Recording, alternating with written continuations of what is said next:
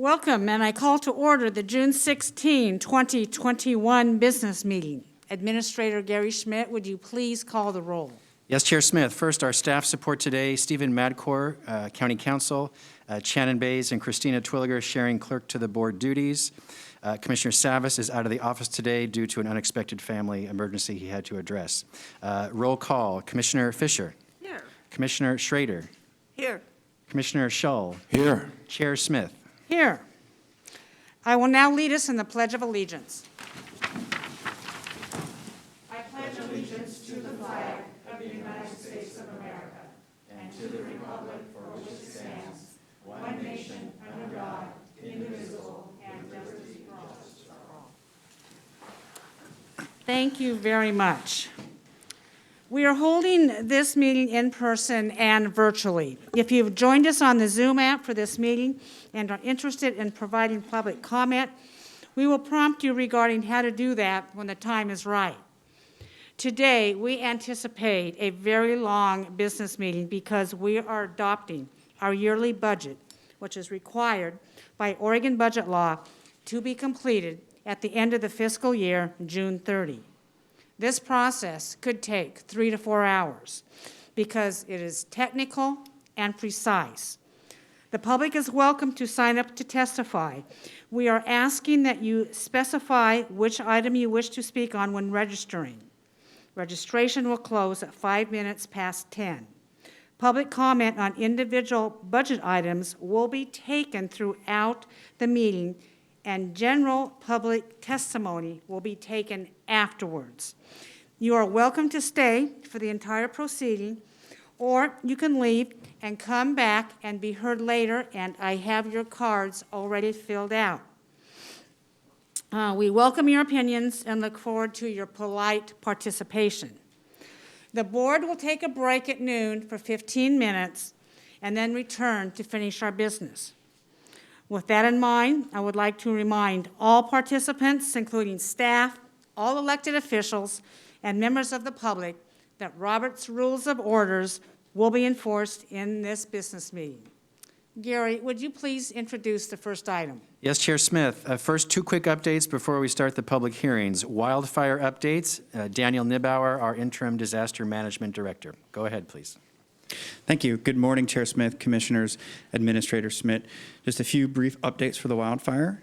Submissions to Fema for the county activities and response are ongoing, and we've got several departments already have their information in, and FEMA is looking at that.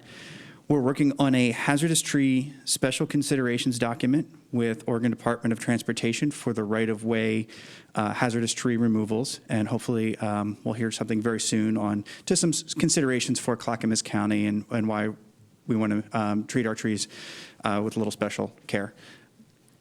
FEMA and the Clackamas County Long-Term Recovery Group are scheduling dates from July 16th to 19th at the Estacada High School for re-engagement for those that want to reconsider and perhaps apply for individual assistance. And we're getting flyers, and that information will be going out soon.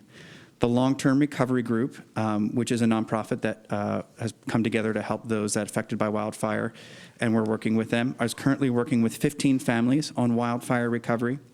And they are able to accept donations as well as to get inquiries on potential assistance. And the best way to contact them is to visit clackamascares.org, and they can submit an email through there to find out some additional information. That's all I have, if there's any questions. Thank you. Any questions or comments for the presenter? Commissioner Fisher. So I couldn't work fast enough That's to turn okay, on just my raise your light. hand. So we were at our community leaders meeting, I believe it was last week, and there was talk about what it's like in some of the communities with the trees that are still there and debris and real concerns. And I understand that we are done with our collecting trees. I mean, this is sort of getting into wildfires, but also ice storms. Are we where are we in that status, and what is our communication with our community about how we are continuing with the debris and tree removal? These are the tree removals from the ice storm. Is that, Yeah, I mean, there was just, the issue was debris. So I know that we've been doing a lot through the wildfires as well as cleaning up our right-of-ways, and also, I mean, it's, in my mind, when people talk about it, it's just, this is a problem. Certainly. So left over, the ice storm right-of-way pickup is completed for Clackamas County. We've completed swept the right-of-ways. We've chipped that debris and have gotten rid of it. The effort that's going on now with Oregon Department of Transportation is the removal of hazardous trees, those trees that are deemed hazardous and can fall, I believe it's within the next 3 years, that would then impact the road and block the road. And so we're working on special considerations with ODOT to make sure those trees are assessed properly, brought down safely, and then there is individuals working with the homeowners because the trees in the right-of-way belong to the homeowner, so the homeowner can choose whether they want to keep the tree or take it, or have ODOT take it and dispose of it. So that's what we're doing. There is for the ice storm, the debris pickup is completed. Okay, so if people have questions, then individually for specific situations to figure out who's responsible, if it's the state, if it was the county, if it's their own, then we can connect with and get that information individually. We can talk to them. For the most part, I believe the individual, because from what I heard on the meeting, a lot of it is left on their property and is not in the right-of-way. Okay, thank you. Appreciate that. Thank you, Chair Smith. Yes, any other questions for the presenter? Gary Knapp. All right, thank you, Daniel. Next, COVID-19 updates. Philip Mason Joyner, the county's Public Health Director. Go ahead. Thank you, Gary. Good morning, Chair Smith and Commissioners. And Shannon, if you could start the slideshow presentation like usual, Daniel will get us started with a weekly update on our data. Okay. Thank you, Philip. All right, moving on to the next slide. Since 9th of June, we've had an additional 141 cases and 2 deaths. Multnomah County has an additional 226 cases and 2 deaths. Washington County has an additional 103 cases and 2 deaths. On to the next slide. The case count by week as of the 14th of June, you can see, thankfully, is continuing to decline very steeply, and we are happy to see that. Looking on to the next slide, statewide COVID-19 patients. Seeing a little bit of getting steady here, so we're hoping that decline will continue within the next week. On to the next slide. We are currently at low risk, thankfully, to meeting the 65% metric. We still have about 104.3 cases per 100,000 and a test positivity rate of 5.2%. And the next slide. Moving to low risk. Since we are permanently at low risk now, this allows for increased capacity limits for a variety of venues and businesses, including indoor dining, indoor entertainment, gyms, and gatherings, as well as expanding our business hours. Philip?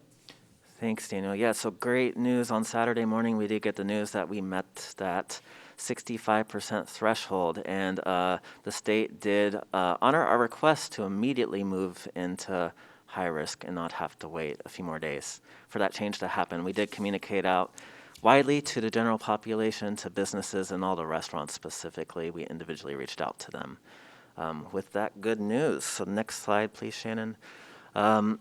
Really, really proud of the hard work that's happened to get here. Thank you, thank you, thank you. There's so many to thank. Getting to the 65% mark, and over 233,000 community members have chosen to get vaccinated. Just a few sectors to mention, our public health staff, our Clackamas County health centers who have been providing vaccines to the public since it was first available. Our health systems, our faith-based partners, our community-based organizations, first responders, really every fire agency in the county has really stood up to help us with local vaccination efforts. And of course, our emergency operations center staff who have been just working for over a year on COVID response. This is quite the accomplishment, and we're so proud of the community team effort that it has taken to make this happen. Other news from a state perspective, once the state of Oregon gets to 70% of those 18 and older, a lot of essentially the restrictions, I shared this slide, the next one, last week, but I think it's important for the community to reiterate. Once the state gets to 70%, this risk level framework, low risk, moderate, high risk, extreme risk, that goes away. So that's great news. Masking and face covering requirements will be lifted in most settings, the exception being some healthcare settings. This vaccine verification process will also go away. And it's important, though, to note that while that's great news and these restrictions goes away, the personal precautions, if you have decided not to get vaccinated, are still going to be really important. As we saw with the data, there is still spread of COVID-19 happening in our community. Next slide, Shannon, please. Philip, if you could go back Yeah, to that absolutely. side, I'm going to interject here.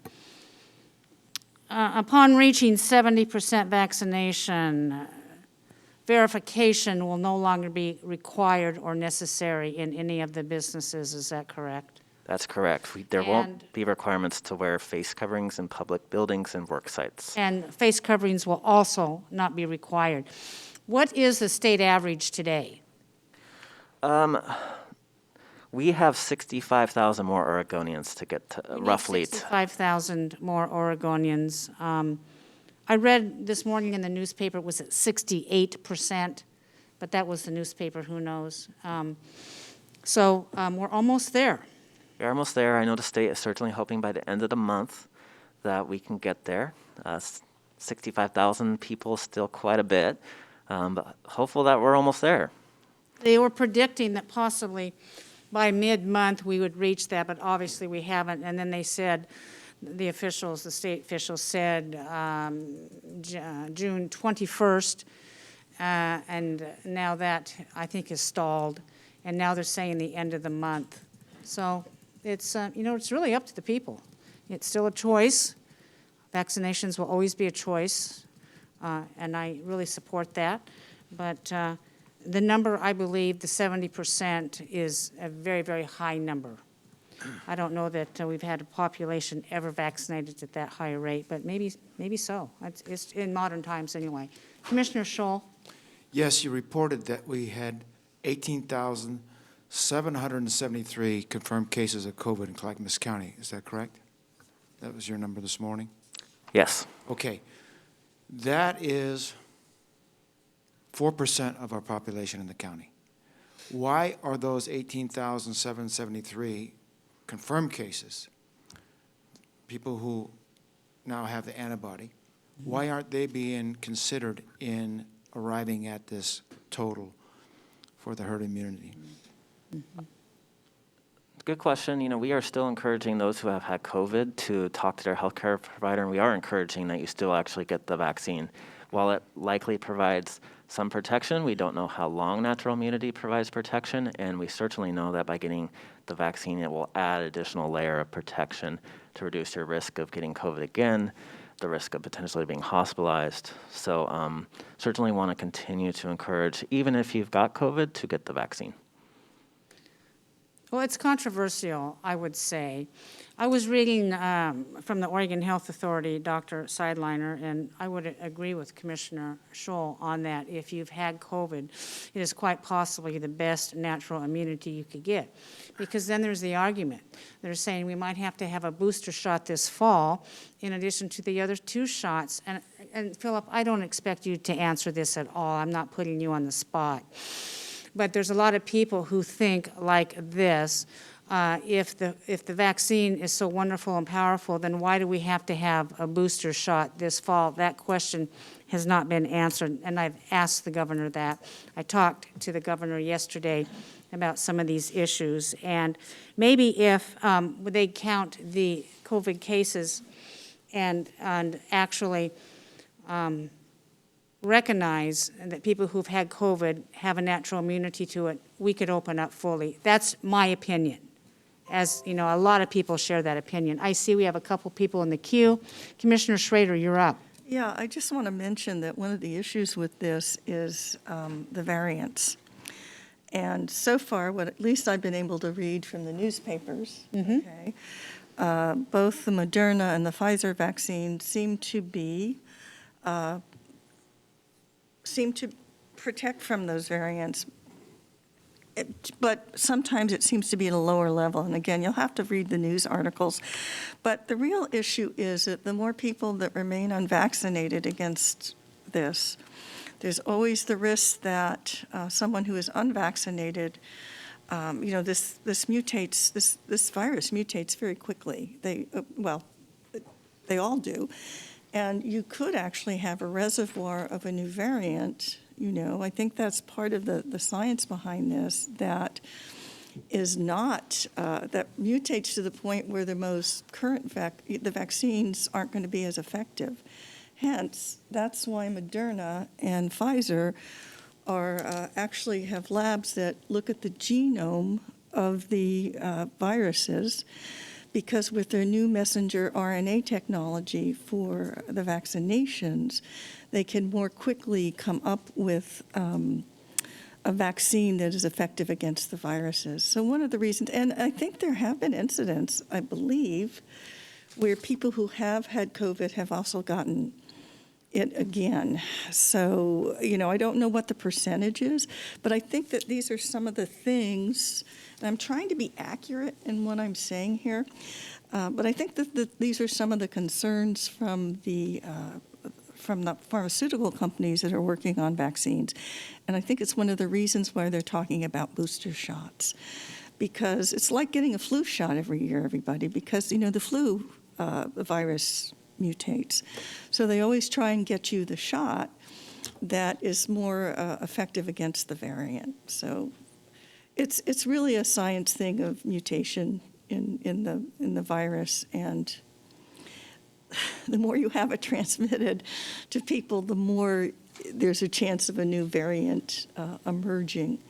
And I know this because I'm trying to go see my grandchildren for the first time since 2019 in England, and I have to keep an update on whether or not the Moderna vaccine that I've had is, going to be effective against a variant there.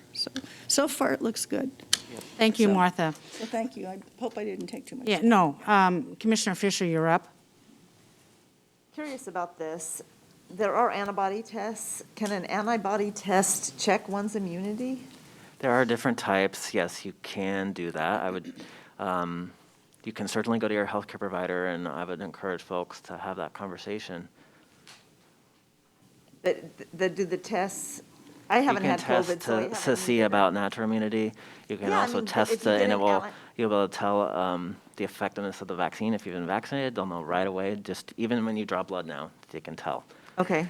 And then if you've had COVID, they would, because I've known personally people who've had COVID and then got it again. And it wasn't that long of a period in between. So I'm just curious if you can go to your healthcare professional, get an antibody test, and then they will tell you if you're immune. Yeah, they'll be able to provide you with some of that information. Oh, that's great to know. And then my next question, I didn't know that for sure, Philip, thank you.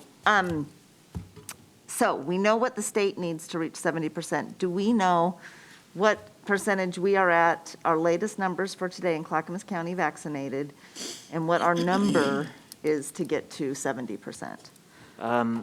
I don't have that off the top of my head. I would say it's starting to slow down significantly. So we're at in between 65 and 66% right now. It would appear that statewide and in Clackamas County, we have plateaued or stalled, or whatever term you want to use. It's the way it is. Yeah. Yeah, I would really like to have that number as to how many more people we need vaccinated in Clackamas County to get to 70%. And then my last question, I'm not sure if you're done with your presentation, but and if you can talk about this later, that's great. But if we could touch on incentives and what that conversation is. I can do that, sure. Okay, thank you. Then if we could go to the next slide, Yes, please. I'll continue. I think really this is a great conversation, and it describes the harder work ahead of, folks have questions. There's a lot of information out there online and in the world, a lot of, so we spent some time in public health as a team kind of talking about our thinking around the work ahead and some of the challenges around folks who are hesitant, who have questions, who have concerns about the safety of the vaccine. And this is the way that we're thinking about it. It's so hard when you see data and you try to compare and things are just flooded at you. So this is how we're in public health here at Clackamas County are currently thinking about things. I compare it to my nephew who's 10, and when we go to Oregon coast, he's always concerned about the shark attack. And we're driving to the coast, and the way that we perceive risk as human beings, it's hard for us, right? What's the benefit of this? What's the risk? And, as we're driving to the coast, he's so scared about the shark attack, but the biggest risky situation we're in is actually in that car getting into a crash. But there's no concern about that whatsoever, but that is our biggest area of risk. I think about that very similar in public health. We think about vaccines, that just resonates with me. There's a lot of concerns. You hear those stories, but in general, these are really safe and effective vaccine. And if you're unvaccinated, there's still, a lot of folks you hear, they get COVID and they're fine. But there's a lot of folks who aren't. 5.5% of our COVID cases in Oregon have required hospitalization so far. Compared to the flu is about 1% to 2% of folks. COVID gets compared to the flu all the time. They are different. COVID is much more serious from a community public health perspective. Oregon, 1.3% of those who have COVID have died. A little bit better than the United States, but when you look at it compared to flu, again, flu is at 0.1%. 0.1%. And then I hear often from the community, you get COVID and you're fine, or a very few amount of people die. We're not seeing that. There's this concept of the long hauler that is happening. About a third of folks still have cough, fatigue, heart problems. It's not one or the other. I'd much rather see the community not get COVID than get it naturally. So that's also something that I want to continue to communicate really strongly. And then the risk of the vaccinations, there are adverse events that happen. They're incredibly rare. There are mild side effects. So we're hearing a lot from folks who, especially after that second dose, you get a headache, you get a little foggy, you're fatigued. Especially after that second dose, that means your body is providing that immune response. It's saying, oh, I recognize this. I got to fight this off. So those are some of the important considerations. And then Commissioner Fisher, you asked about myocarditis. That is actually being looked at this week with the CDC's, the American College of Immunization Practices. So they'll be reviewing that. It is happening more than expected for younger males. But I would say extremely rare. It is still, the benefits of vaccination outweigh the risk. You're much more likely to have severe complications from COVID than you would be from myocarditis. So myocarditis is an inflammation of the heart, and it tends to be short in duration. And with that, my usual sort of where can you get the vaccine? If you haven't yet, we have regular clinics every single week in Canby, at the town center in the mall, in Malala, and in Oregon City. You can walk right up. No appointment needed, or if you'd like to get an appointment, you could head over to our website, clackamas.us, and get an appointment. We also are doing pop-up events. We are proactively reaching out to workplaces. If they have a handful of folks at their work site, we will go mobile and go to them. Folks can email covidvaccine@clackamas.us if they have anybody that has barriers or you'd like to provide an on-site vaccination clinic, we can do that. And that'll be the work we continue this summer. The next slide.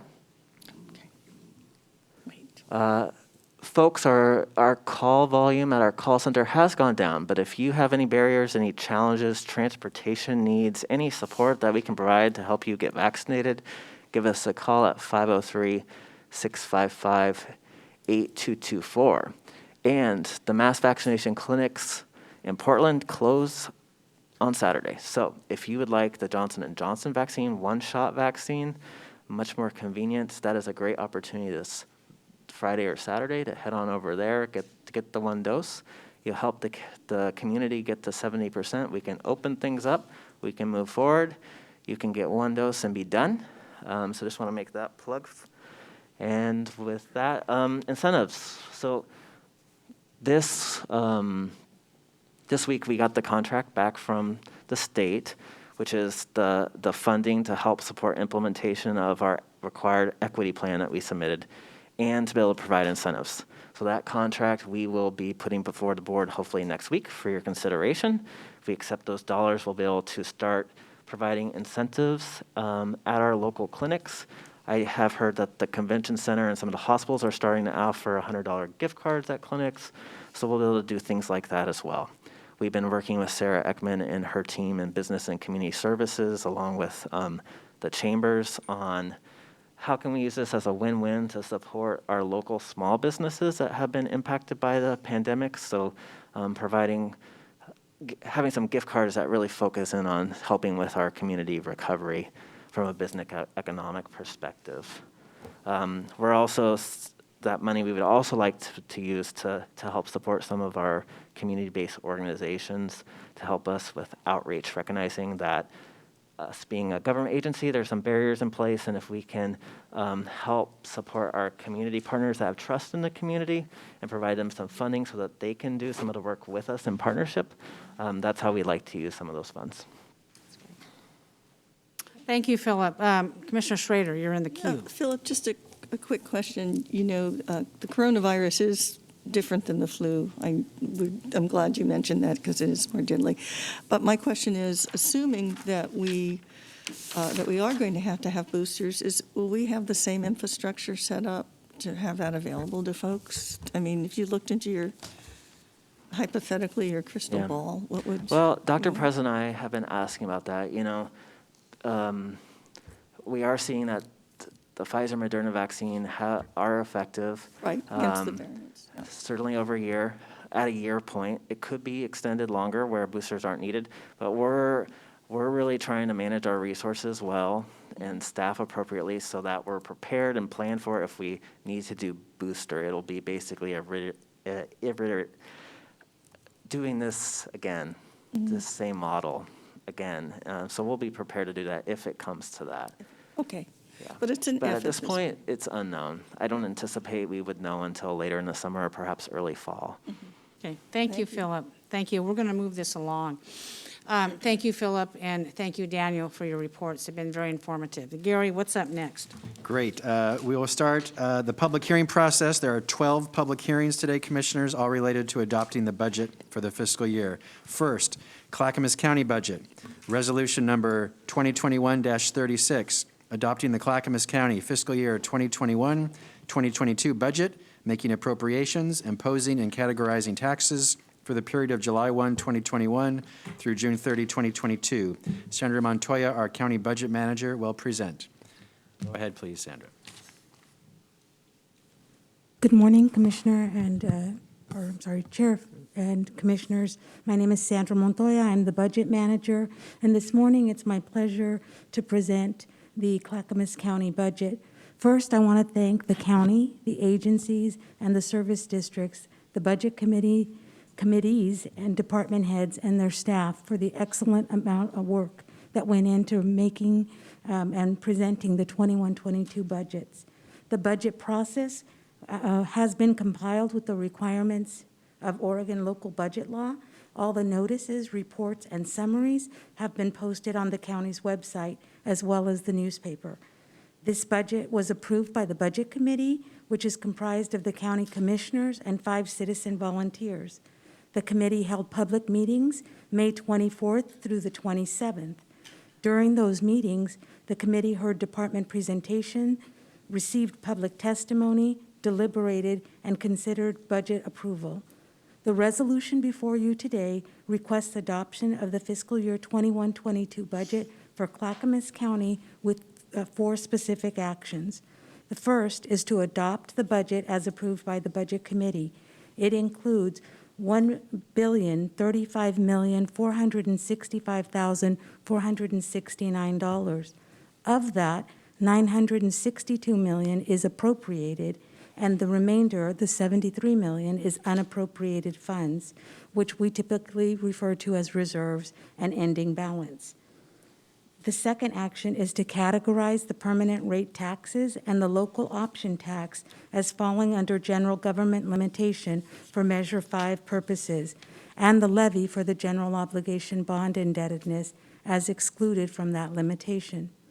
The third action is to impose the county's maximum permanent tax rates.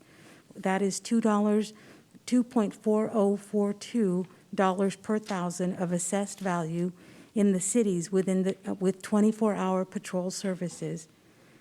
The next is $2.9766 per thousand of assessed value in all other areas of the county. Next is $0.2480 per thousand of assessed value for public safety via a local option levy. And last is $5,562,566 for debt service on general obligation bonds. The last action is giving authority to the county administrator or finance director to take appropriate and necessary steps for the new chart of account implementation, which includes merging or eliminating funds in fiscal year 21-22. And with that, I respectfully request adoption of the fiscal year 21-22 budget for Clackamas County. Thank you very much. Do the commissioners have any qualifying questions or comments to the presenter today? I will now open the meeting for public testimony and a hearing, and I will take in-person testimony first on this particular budget item. I do not see any of my cards indicating anybody wants to testify on this budget item. So Shannon, do you have anybody in the queue online who would like to testify on this budget item? There are no registered participants for this particular item. Okay, thank you. I will now close the public hearing and ask if there are any further questions on this budget item, and I will entertain a motion. Okay. I move we adopt the Clackamas County fiscal year 2021-2022 budget, making appropriations, imposing and categorizing taxes for the period of July 1st, 2021. Excuse me, I think, Am I reading the wrong? yeah, we have Resolution 2021-36. 36. Okay, thank you for that correction, You bet. Chair. So categorizing taxes for the period of July 1st, 2021 through June 30th, 2022. My script reads differently, Gary. Mine too, so. I'm going to, I'll just make the motion. Just make the I move motion. we approve resolution number 2021-36, adopting the fiscal year 2021-22 budget of $1,035,465,469 for Clackamas County, and make the necessary appropriations and impose and categorize taxes. I have made that motion. I will hear a second. Second. Thank you, Commissioner Schrader. Is there any further discussion on this item? Hearing none. Shannon, excuse me, Commissioner Fisher? Yes, thank you, Chair Smith. When we ended when we were deliberating on the budget, I had asked that before we adopt the budget, that we are aware of some of the cuts that were carried over to our nonprofit community. We had heard from Clackamas Women's Services as one of the providers that had some reductions. And the reason why our nonprofits have had reductions is that we in Clackamas County are working on a sustainable budget. We only have so much county general fund, and I'm sure you'll correct me if I'm misspeaking anything. But because of that, certain costs have gone up, which required a small reduction. My question that I was wanting to have answered before I agreed to adopt this budget today is, what is the effect on people and programs of those cuts with to the nonprofit community? And with the help of Kimberly DeSantis, she reached out to the nonprofit communities about our general fund dollars. And yes, there are some reductions. And so I'm just going to let everyone know so that everyone has the same information that I do. The Children's Center is receiving $26,000 less in county general fund, which results in 4 less child abuse assessments. The Clackamas Women's Services Shelter has a reduction of $23,000, which results in scaling back some capacity. And also losing one child advocate. The Northwest Family Services Children of Incarcerated Parents, and also they have another program through Northwest Family Services of their domestic violence shelter with cuts of $8,000 and $13,000, and those cuts result in reduced capacity, but not any particular program cuts. And then lastly, Central City Concern, which runs our lead program, I don't know what the E sounds, what is the E? Law enforcement, something diversion. I don't even know what that stands for. I know what it is, but I can't think of what the acronym is. That is a reduction of $12,000, and that results in 3 fewer people being served because it costs $4,000 per person in providing those services. So just with all transparency, we'd asked that question. We did hear from Clackamas Women's Services. We did not hear directly. I did not hear directly. I reached out. Kimberly DeSantis reached out. I did not hear directly from any other nonprofits, but I just wanted to put that on the record. And in balance, in my mind, it's so important that we dot our I's and cross our T's and make sure that we're moving forward in a way that we can move into the future and know that we can afford the things that we must afford responsibly, and I am prepared to vote for this budget today. Thank you, Commissioner Fisher. Administrator Gary Schmidt, would you please address this issue? Yes, Chair Smith. So yes, it is true. Health, Housing, and Human Services, the department does pass through funds to several local nonprofits for the work that they do in social services and human services. The total reductions for this upcoming fiscal year is over $5 million. The majority of that are state and federal funds that were reduced or that ended. And as commissioners know, we don't backfill here. When state or federal funds end, they end. The programs Commissioner Fisher was just addressing, yes, those are general funded services, and the general fund reductions are approximately $130,000 to these nonprofits. And the reason is that Health, Housing, Human Services remained flat in their amount of general fund that entire department received, which was ultimately my decision that I proposed to the Budget Committee so that we could have a sustainable budget countywide. And then because the cost of doing services increased, as Commissioner Fisher mentioned, those nonprofits had a slight reduction, about 10% in the amount of funds they received from Clackamas County. So I wish we had enough money to help everyone, but as you know, we have to make tough choices. So, Gary, is there any danger of these nonprofits not being able to deliver services or going out of business with a 10% reduction? I don't believe they'll go out of business. They'll have to decide how this will impact the services they provide. And as far as I remember, and correct me if I'm wrong, these nonprofits have always enjoyed, over the past several years, increases in their budgets, correct? Some have, yes. Yeah. And I'm going to remind the folks, the general fund budget is property taxes. And we've had a very generous tax-paying public. And during these times of COVID, wildfire especially, our property tax collections remained very, very high. I was shocked. I was very shocked. People paid their taxes despite all of the trials and tribulations they have been through. And we will not raise property taxes as long as I'm chair to backfill programs on our general fund. Commissioners know going forward that our general fund dollars, meaning our property tax collections, are going to be flat over the next several years. It's just a projection that we make. So therefore, this year we have taken this action to right-size our budget and going forward. These nonprofits are important, yes. They provide very helpful services, very essential services, as Commissioner Fisher has stated. They also have opportunities to go out and seek grant funding through all of the programs, the federal programs, through the COVID programs, through the relief programs, through the ARA money. There's lots of others out there. They also have opportunities to fundraise through the private sector in this state and beyond. So I would encourage them to do that. It's always a difficult situation. It's always a difficult decision to make. But I think keeping our budget whole, sustainable, without raising taxes is one of the most important functions that we can do. Commissioner Schrader, you're up.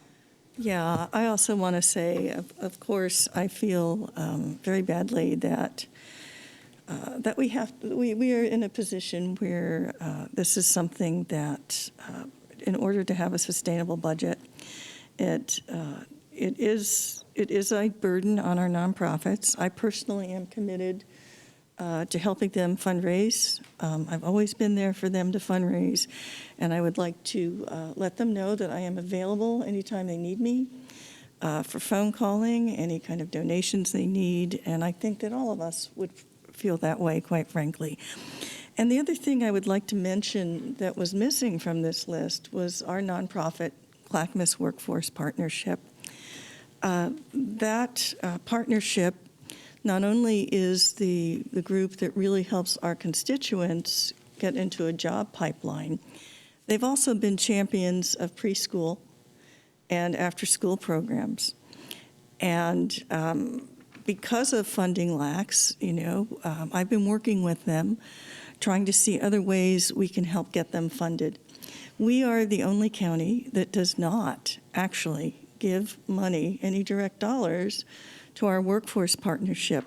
So I would really like to make a plea to the nonprofits that Commissioner Fisher has mentioned, is that they outreach with Clackamas Workforce Partnership.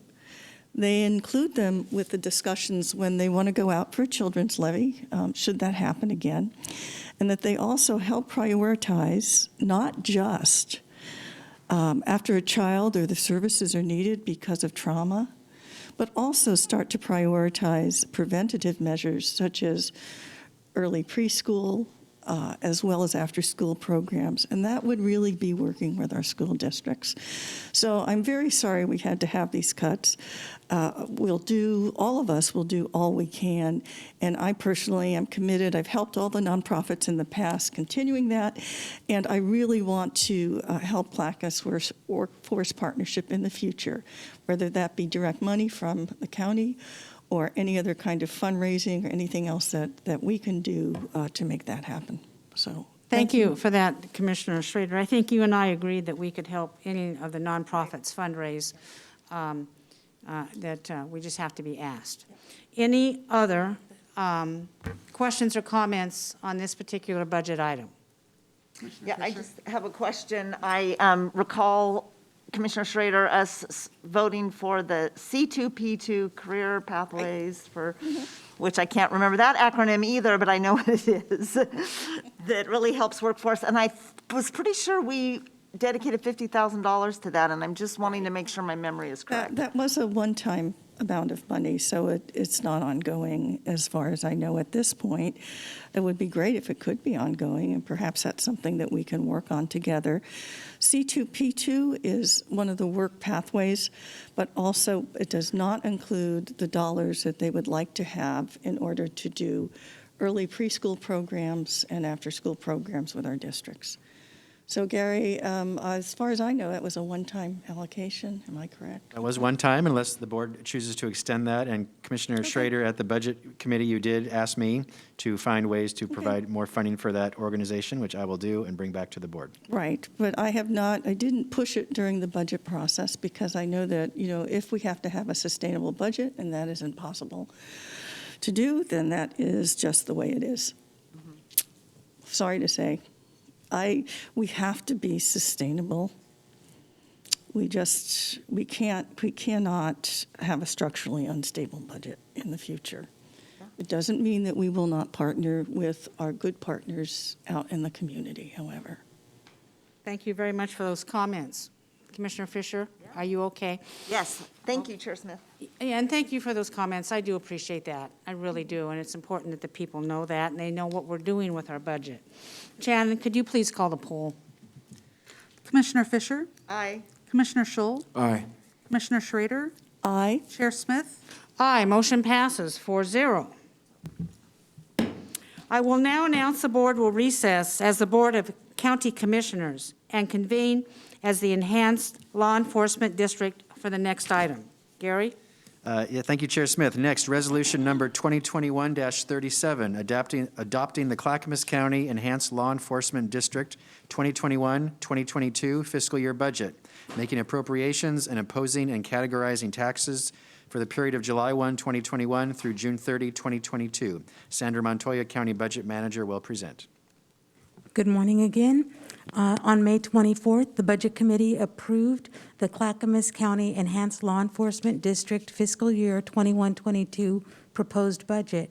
The Enhanced Law Enforcement District was approved in 1995 for the creation of a district to improve the level of patrol services within the county's unincorporated urban growth boundary and Johnson City. The budget continues to include 36 sworn positions for this purpose. The fiscal year 21-22 approved budget summary for the district has been posted on the county's website, along with the notice of today's meeting and public hearing. The resolution before you requests adoption of the fiscal year 21-22 budget and has 3 specific actions. One is adopt the budget and make appropriations in the amount of $8,007,681. The second is to categorize all taxes as general government limitation under Measure 5. The third is to impose the district's maximum permanent tax rate of 71 cents or 0.7198 for Measure 5. And with that, I respectfully request adoption of the fiscal year 21-22 budget for Clackamas County Enhanced Law Enforcement District. Thank you for that. Do any of the commissioners have any qualifying questions or comments on this budget? I will now open the meeting for public testimony on the Clackamas County Enhanced Law Enforcement District. I do not see any cards indicating any people want to testify on that. Shannon, do we have anybody on Zoom? Not for this agenda item. Not for this agenda item. I will now close the public hearing and ask if there's any further discussion on this particular item. May I have a motion?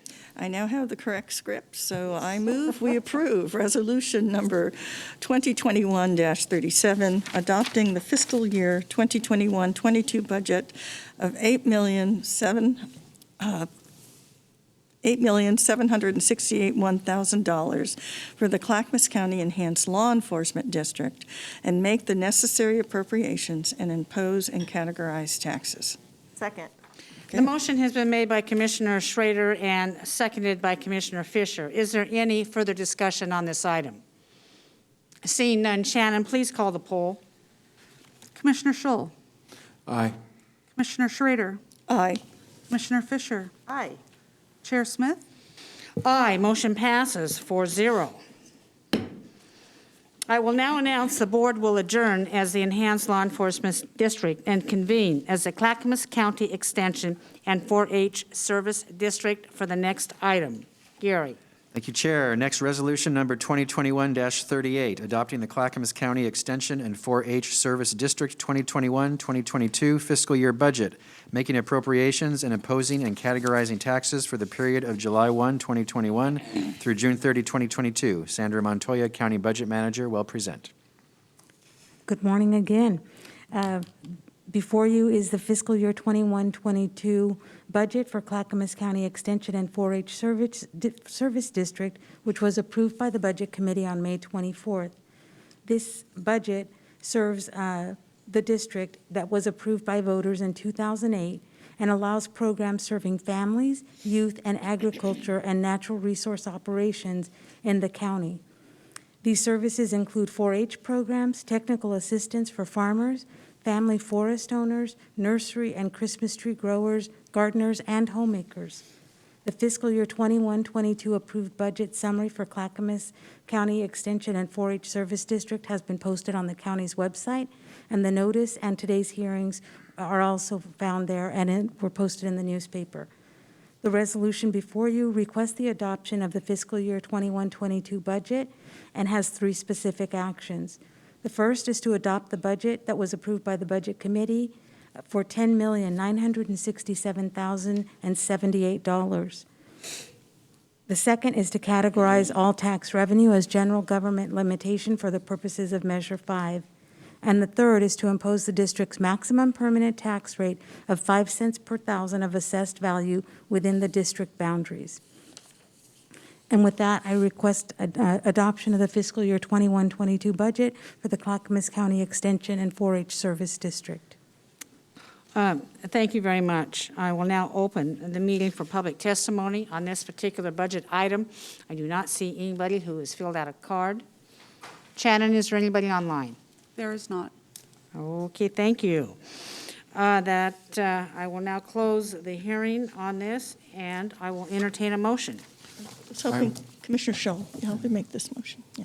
I move we approve resolution number 2021-38, adopting the fiscal year 2021-22 budget of $10,967,078 for Clackamas County Extension and 4-H Service District, and make the necessary appropriations and impose the categorized taxes. Second. The motion has been made by Commissioner Scholl and seconded by Commissioner Schrader. Do we have any further discussion on this budget item? Seeing none, Shannon, would you please take the poll? Commissioner Schrader. Aye. Commissioner Fisher. Aye. Commissioner Scholl. Aye. Chair Smith. Aye. Motion passes 4-0. Thank you very much.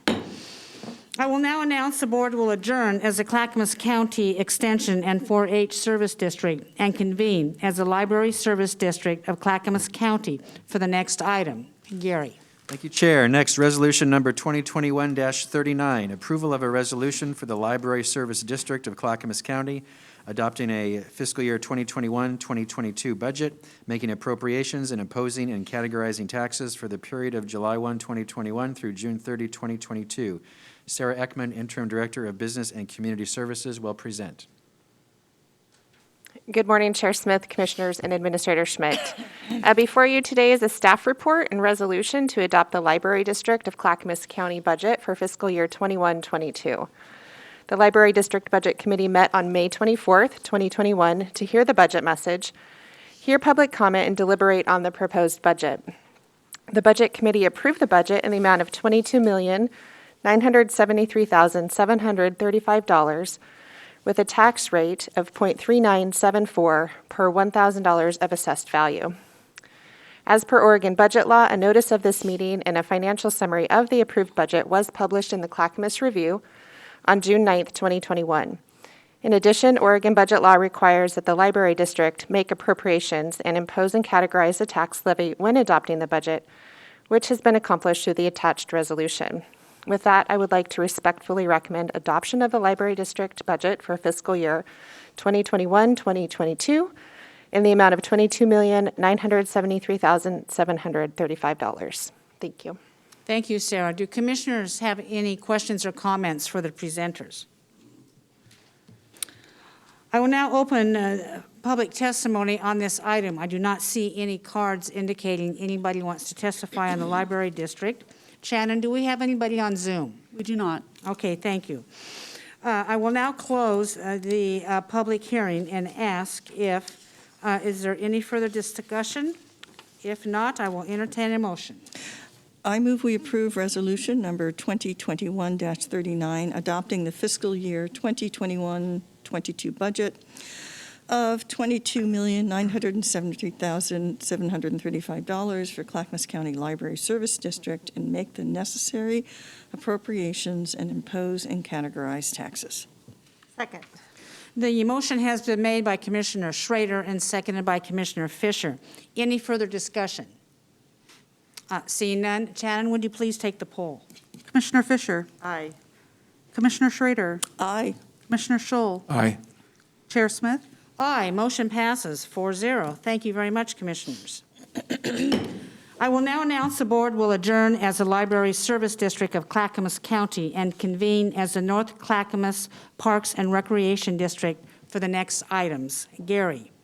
Thank you, Chair. Next, resolution number 2021-40, adopting the North Clackamas Parks and Recreation District budget for fiscal year 2021-2022, making appropriations and imposing and categorizing taxes for the period of July 1, 2021 through June 30, 2022.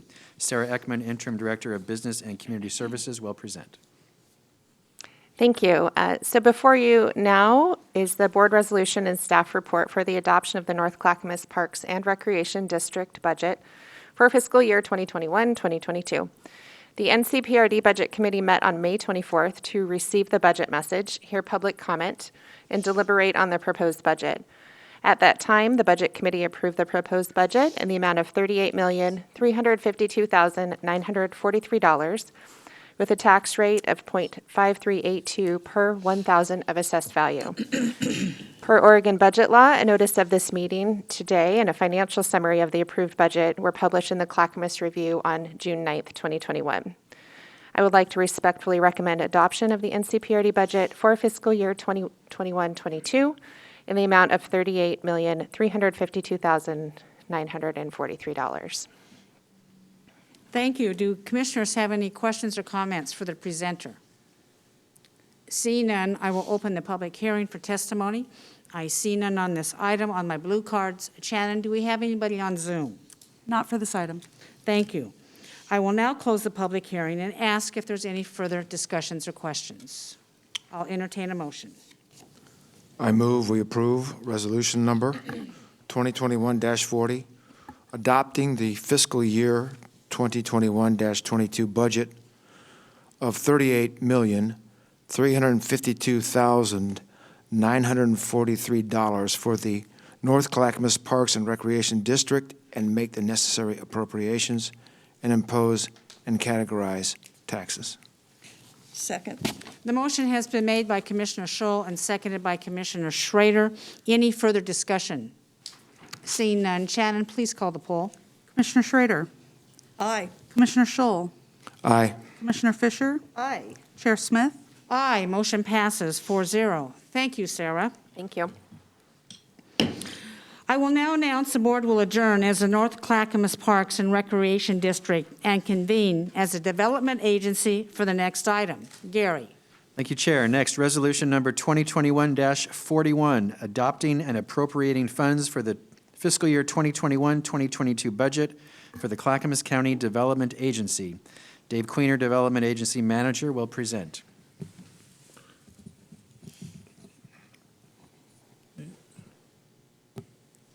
It's on, Dave. It is. Go ahead. Sorry about that.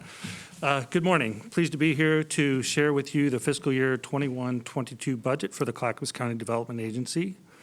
The Development Agency is the urban renewal authority in Clackamas County, and we are charged with implementing 3 urban renewal plans within the county. This includes the Clackamas Town Center area, the Clackamas Industrial area, and the North Clackamas Revitalization area. The budget before you today encompasses appropriations for these 3 plan areas. The total 21-22 agency budget is $42,043,286. As a percentage of budget appropriations, approximately 91% is allocated toward capital-related improvements. The Development Agency Budget Committee reviewed the budget document on May 24th and recommends your approval today. Notice of these proceedings has been published in local newspapers as required by local budget law. With that, I respectfully request the approval of resolution number 2021-41, adopting and appropriating funds in the amount of $42,043,286 for the fiscal year 2021-22 Clackamas County Development Agency budget. Thank you. Do commissioners have any questions or comments for the presenter? I will now open public testimony for this item. I do not have any blue cards indicating anybody wants to testify on this particular budget item. Shannon, do you have anybody on Zoom for this budget item? I do not. Thank you. I will now close the public hearing, and I will entertain a motion. I move we approve resolution number 2021-41, adopting the fiscal year 2021-22 budget of $42,043,286 for Clackamas County Development Agency and make the necessary appropriations. Second. The motion has been made by Commissioner Schrader and seconded by Commissioner Fisher. Any further discussion? Seeing none, Shannon, please call the poll. Commissioner Scholl, Aye. Commissioner Fisher, Aye. Commissioner Schrader, Aye. Chair Smith. Aye, motion passes 4-0. Thank you very much. I will now announce the board will adjourn as a development agency and convene as the Clackamas County Service District Number 5, the street lighting district, for the next two items. Gary. Thank you, Chair. Next, resolution number 2021-42, adopting and appropriating funds for the fiscal year 2021-2022 budget for Clackamas County Service District Number 5. Wendy Coriel, the Lighting District Manager, will present. Good morning, Commissioners. Wendy Coriel, representing Clackamas County Service District Number 5. Today, I am before you requesting that the board adopt the fiscal year 2021-22 budget for the district. The board resolution before you today is for adopting the budget for the district, and the total district budget is $5,374,979, and of that, appropriating funds are $3,630,827. The budget before you today is for adopting the budget that was reviewed and approved by the Budget Committee during the Budget Committee meetings on May 24th of 2021, and the notice for today's hearing was duly advertised on June 9th, 2021. The mission of the district is to provide street lighting for the city of Happy Valley and also in the unincorporated area of Clackamas County. The district contracts with PGE for the design, installation, maintenance, and operation of those streetlights. The cost of the streetlights are passed on to those served by the district via assessments that go out in the November property tax statements. One thing I'd just like to highlight for the district, this year, as every year, we review the rate structure, and last year the district had no rate changes. And this year, with the 5-year forecast, we showed that we have an adequate amount to operate the district and also decrease rates by 5%. So with that, that ends my presentation. And on behalf of Service District Number 5, I respectfully request approval of the board resolution adopting the budget and appropriating the funds of $3,630,827 for Clackamas County Service District Number 5. Thank you, Wendy. Do we have any questions or comments for the presenter? Yes, Commissioner Scholl. Could you repeat that number that you just said? So the overall budget number Yes. is $5,374,979. And the appropriated amount of that is $3,630,827. Good, thank you. You're welcome. Is that all, Commissioner Scholl? thank you. Thank you very much for your question. I will now open the public testimony for this particular budget. I see no one in a blue card who indicated they wanted to testify in person. Shannon, do we have anybody on Zoom? We do not. Thank you. I will now entertain a motion for this item. I move we approve resolution number 2021-42, adopting the fiscal year 2021-22 budget of $5,374,979 for Clackamas County Service District Number 5 and make the necessary appropriations. Second. A motion has been made by Commissioner Scholl and seconded by Commissioner Schrader. Any further discussion on this budget item? Seeing none, Shannon, please call the poll. Commissioner Fisher, Aye. Commissioner Scholl, Aye. Commissioner Schrader, Aye. Chair Smith. Aye. The motion has passed 4-0. The next resolution. Thank you, Chair. Next resolution, you're still meeting as a Service District Number 5, setting resolution number 2021-43, setting rates for street lighting service charges in Clackamas County Service District Number 5. Wendy will present as well. Again, Wendy Coriel, representing Clackamas County Service District Number 5.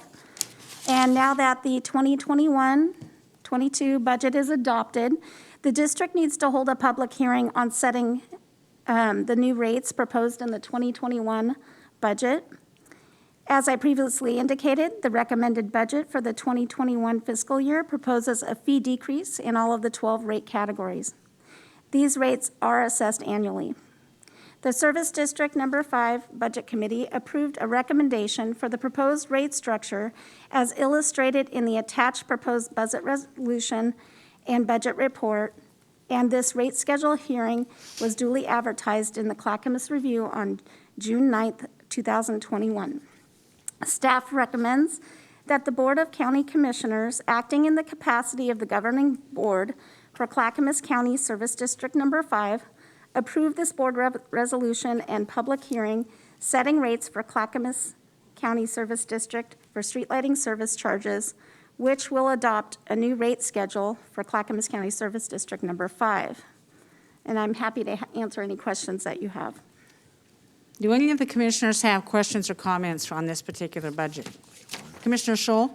Thank you for the rate decrease.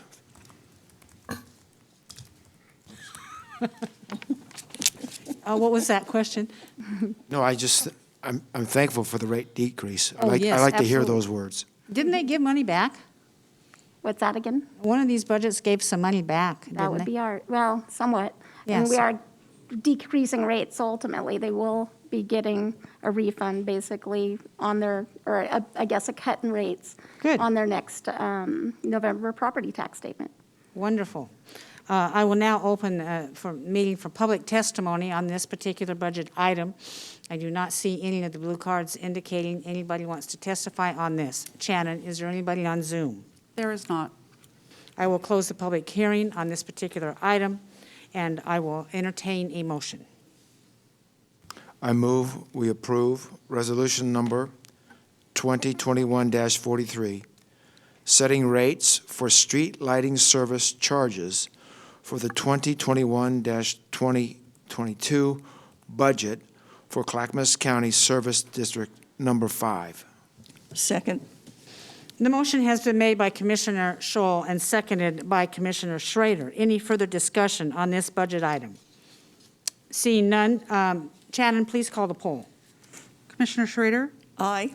Commissioner Fisher? Aye. Commissioner Scholl? Aye. Chair Smith?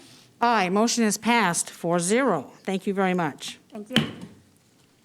I will announce the board will adjourn as the Clackamas County Service District Number 5 and convene as the governing body for water environment services for the next 4 items. Gary? Thank you, Chair. First, resolution number 2021-44, adopting a fiscal year 2021-2022 budget and making appropriations for water environment services.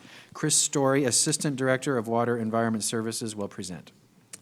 Good morning, Commissioners. I'm happy to announce that we are near the end of your budget hearings, and Water Environment Services is, because it's W, is at the end. So you're almost there. Well, this is a adoption of our budget. It was duly considered by the West Advisory Committee in the middle of May, then the Budget Committee on May 24th, and this is the recommendation before you today. It is for a budget of $247,705,206 with appropriations of $118,312,000 Key highlights for this is that our operating budget expenditures actually went down for this last year by about $250,000, and we are, as you will see with our rate model increases for the next item, keeping them pretty short. Wow. And trying to move things along, so I'll just leave it at that and see if you have any questions for us. Thank you. I will now open the public hearing for this particular item. I see no one who had filled out a blue card in person for this. Shannon, do we have anybody on Zoom? Not for this item. Thank you very much. I will now close the public hearing and ask if there are any commissioner questions or comments from the presenter. Yes, Chair. Commissioner Schrader. I would just like to thank Water Environment Services for the fantastic job they've done this year, particularly during the ice storm, which was very difficult, and through the wildfires. They are, I think, one of our best-run agencies in the county, and it's a privilege to be a liaison to them. And there's nothing more fun than working on clean water issues. Thank you for that very much. Any further comments? I'll entertain a motion. I move we approve Resolution Number 2021-44, adopting the fiscal year 2021-22 budget of $118,312,358 for Clackamas Water Environment Services and make the necessary appropriations. Second. Motion has been made by Commissioner Schrader and seconded by Commissioner Fisher. Any further discussion on this budget item? Seeing none, Shannon, please call the poll. Commissioner Scholl, Aye. Commissioner Schrader, Aye. Commissioner Fisher, Aye. Chair Smith, Aye, motion passes 4-0. Gary? Thank you, Chair. Next, Board Order Number 2021-45, amending and adopting rates and charges for water environment services. Chris Story, go ahead. Good morning, Commissioners. Thank you again for your consideration of this item. Now that you have adopted the budget was premised upon a certain rate profile. That was part of the discussion that we had with you as the Budget Committee process. The rates that West charges are based on the service received. So we charge a rate for wholesale service, an additional component if you are a retail customer, and additional component or a separate component if you are a surface water customer. There is also some variability because some of our cities charge a right-of-way fee. So you will see some adjustments. If you are within a city, we charge basically what the city charges us onto the rate and then return that money back to the city. So there is a somewhat complex list of rates, but the overall arch of our rate making this year is an increase of 0.68%. Thank you, Chris Story. Any questions or comments for the presenter? I will now open a hearing for public testimony on this item. I do not see anybody in the room who has filled out a blue card. Shannon, is there anybody on Zoom? there is not. Thank you very much. I will now close the public hearing. Any further discussion? I will entertain a motion. I move we approve Board Order Number 2021-45, amending and adopting rates and charges for water environment services for fiscal year 2021-22. Seconded. The motion has been made by Commissioner Schrader and seconded by Commissioner Scholl. Any further discussion? Hearing none, Shannon, please call the roll. Commissioner Fisher, Aye. Commissioner Schrader, Aye. Commissioner Scholl, Aye. Chair Smith, Aye, motion passes 4-0. Gary. Thank you, Chair. Next, resolution number 2021-46, adjusting system development charges for water environment services for fiscal year 2021-2022. Chris, go ahead. Very briefly, as part of our budget adoption, we anticipate certain amount of revenue from system development charges, which are the charge that we levy for new connections into the system. It is primarily a cost recovery mechanism because we have to build the infrastructure before people can connect to it. We utilize that money to pay for infrastructure already constructed or to pay for debt that was borrowed to construct those facilities. This is an inflationary adjustment of the two system development charges that we charge for wastewater and for surface water. Thank you very much. Any questions or comments for the presenter on this item? Seeing none, I will now open public comment on this item. Seeing no blue cards filled out for this budget item.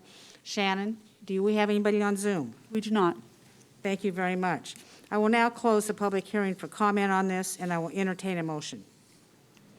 I move we approve resolution number 2021-46, adjusting system development charges for water environment services for fiscal year 2021-2022. Second. Commissioner Scholl has made the motion and Commissioner Fisher has seconded. Any further discussion on this budget item? Seeing none, Shannon, please call the poll.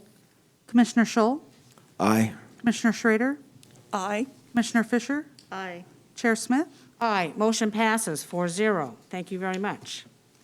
Gary. Thank you, Chair. Next, Board Order Number 2021-47, consolidating funds and eliminating an unnecessary fund for water environment services. Chris, go ahead. Thank you. This is a bit unusual to your budget process, and we appreciate your patience. As part of the county's overall effort at financial transparency, there was a recommendation from the Clackamas County Audit Committee to consolidate your chart of accounts, a project that your finance department has been working on extensively. Wes's portion of that is that we are consolidating two separate debt service accounts into one. Per state statute, it is required to be a board order. with concomitant hearing to execute. So we are here today since we thought we were having a public hearing anyway. We'd get it done and try to be all ready and up and running by July. And that's really all it is. Thank you, Chris. Do the commissioners have any questions or comments to the presenter on this particular budget item? I will now open a public hearing for testimony on this, seeing none, and a blue card that has been filled out. Shannon, do we have anybody on Zoom? We do not. Thank you very much. I will entertain a motion. I move we approve Board Order Number 2021-47, consolidating funds and eliminating an unnecessary fund for water and environment services for fiscal year 2021-22.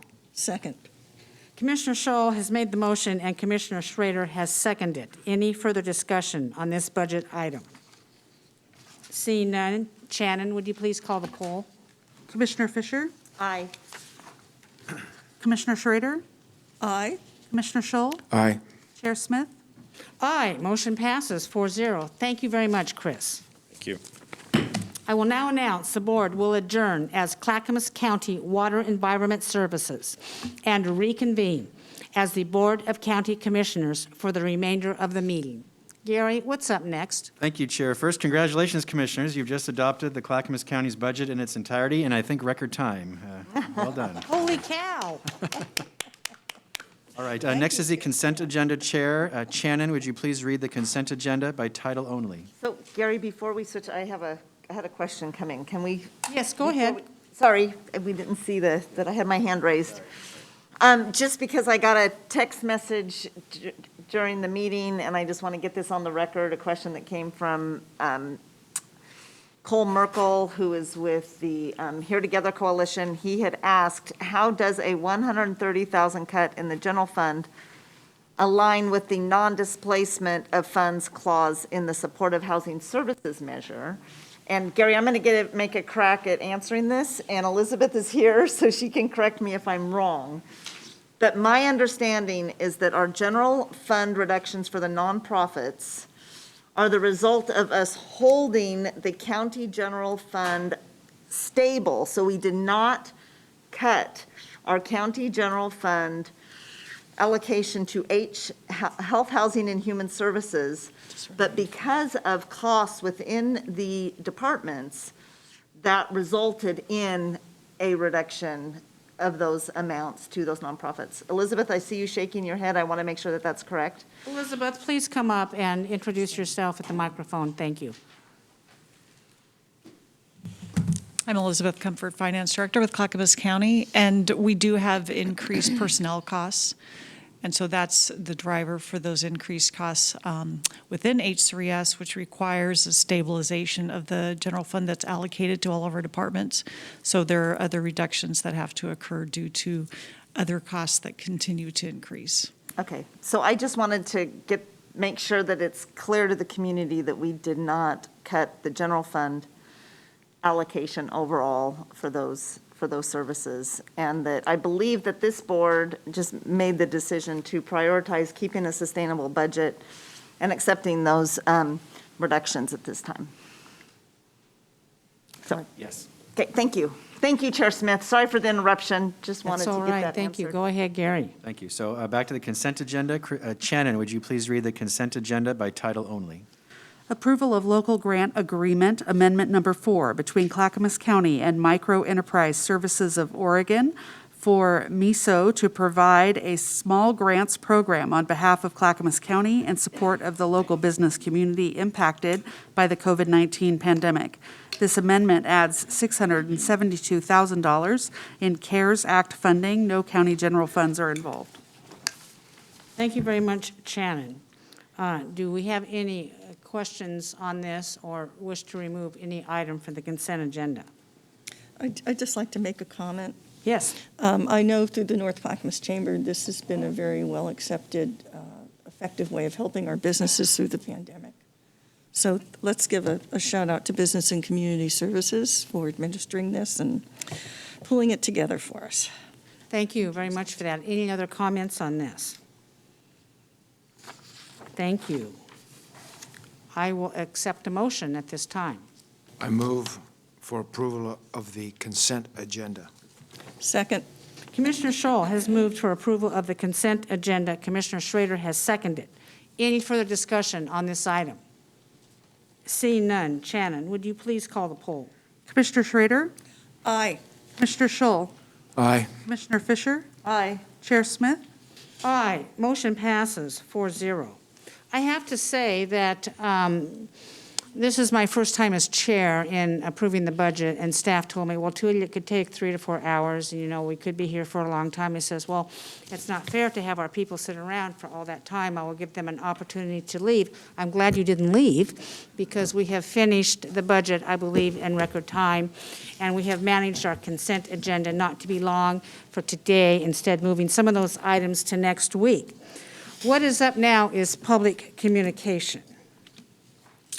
This portion of the agenda shall be limited to items of county business which are properly the object of board consideration and should be nonpartisan in nature, as the BCC is a nonpartisan governing body under Oregon Revised Statutes and County Code.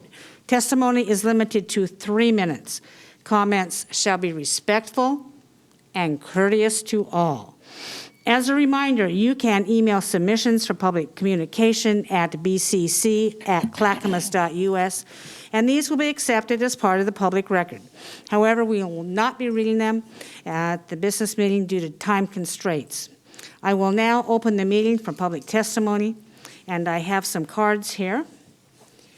First up is Yvonne Lazarus. Please come forward, state your name, residence, and you will have 3 minutes, and there's a clock right on the side of the wall. Thank you very much.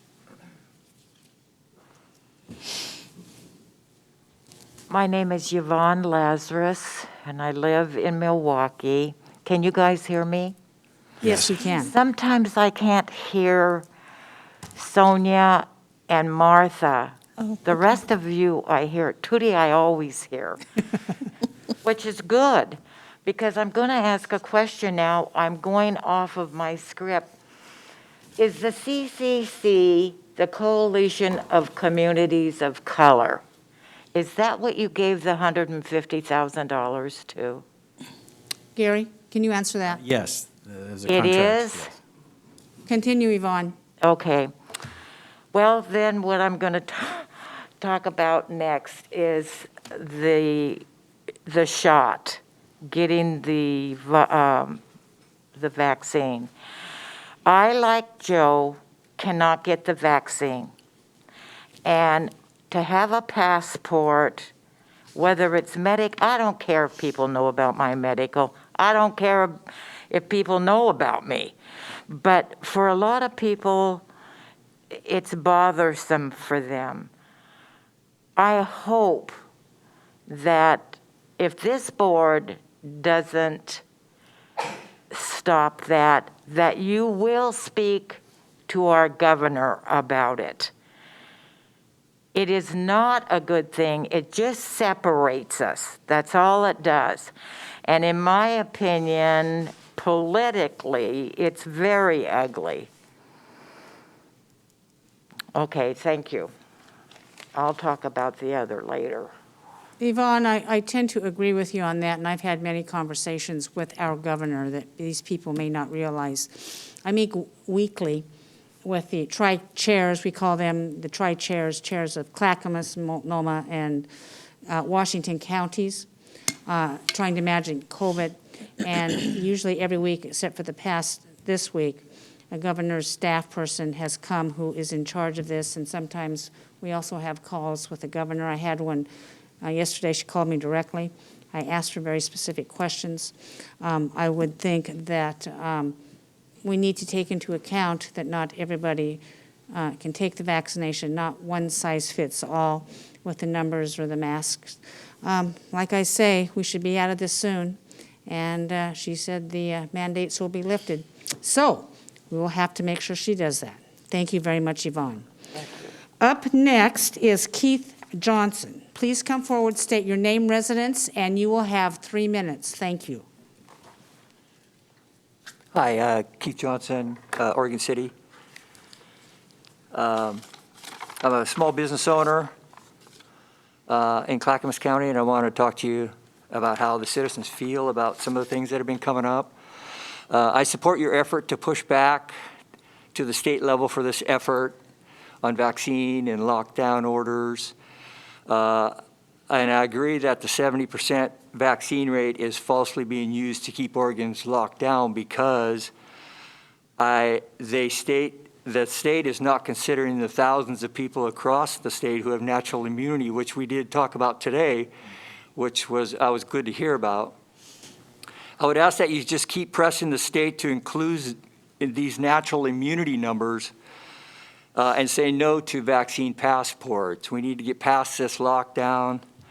And I believe this will cause issues coming up in the future as the Supreme Court will, I think, ultimately rule that passports are unconstitutional. A few states' Supreme Courts have already ruled that the passports are unconstitutional. Emergency powers are unconstitutional. And I just hope Oregon follows that. 14 states now have bills in action to limit their governor's emergency powers, and that should tell you something. And that's really all I have on this particular subject. Thank you. Thank you, Mr. Johnson. Up next is it Liza Dormandy? And I'm sorry if I mispronounced your name. Please come forward, state your name, residence, and you have 3 minutes. Hi, thank you. Yes, my name is Liza Dormady. I actually live in Beaverton, but I used to live over here in Clackamas. And I just decided to come over here because I know how closely the tri-counties work together and how important a matter this is. I just wrote everything down because I'm not very good at public speaking. But You know what? We don't bite, just take your time. Okay. So Clackamas County shouldn't be encouraging businesses to separate people based on an experimental vaccine. This vaccine, contrary to all the media around it, has not been shown to be safe and effective. It is still in its experimental phase, which is why it has been released under emergency authorization. And no one should ever feel pressured or coerced into getting it. I do appreciate that you guys have brought up about the people who have had COVID and now have antibodies, and not only antibodies, but T-cell immunity to it, which is much longer lasting than any vaccine. This has been proven with other vaccines in the past. So then those people don't have any need to take the vaccine, and in some cases it can be very dangerous for them to get it. There have been over 5,000 deaths after the vaccine recorded by the Vaccine Adverse Event System, known as VAERS. Within the past 10 years, the system has been acknowledged by the government to catch only 1% of the adverse reactions after vaccinations. So that should be very chilling that those 5,000 deaths that have been recorded could only be 1% of Americans that have died after getting one of the 3 vaccines. It is abhorrent that community members now have to worry about their job security concerning if they get an injection. And it is disgraceful that vaccine clinics have been set up at high schools and our adolescents are being encouraged to get the shot without parental consent. I don't know if you know that children 15 and up can get it without parental consent, and their teachers and peers are pressuring them to get it. In the past, emergency use authorized vaccines have not been allowed to be given to those under 18. So the county should realize that businesses requiring a vaccine passport to be unmasked is discrimination. As you know, they've been separating in sports arenas, restaurants, church seating areas into vaccinated maskless versus unvaccinated masks. This is discrimination and segregation of people, and it causes a lot of bad blood between people as well. Mark Schell wanted to have a rational, well-thought-out discussion about this. And when you guys shut him down, I just feel like this is the cancel culture that has been shown a lot over the past year. I encourage you all to reopen discussion about how harmful this medical discrimination and segregation is to the community and make a stance that Clackamas County is against it. Encourage, as I said, I'm from Beaverton, encourage Washington County. I'll be attending their meetings. Unfortunately, I appreciate you guys are in person. And Oregon could be stuck in a position like this for a really long time, as we've heard before. Well, I appreciate you coming here today, and for some people, testimony is difficult. You handled it well, Liza.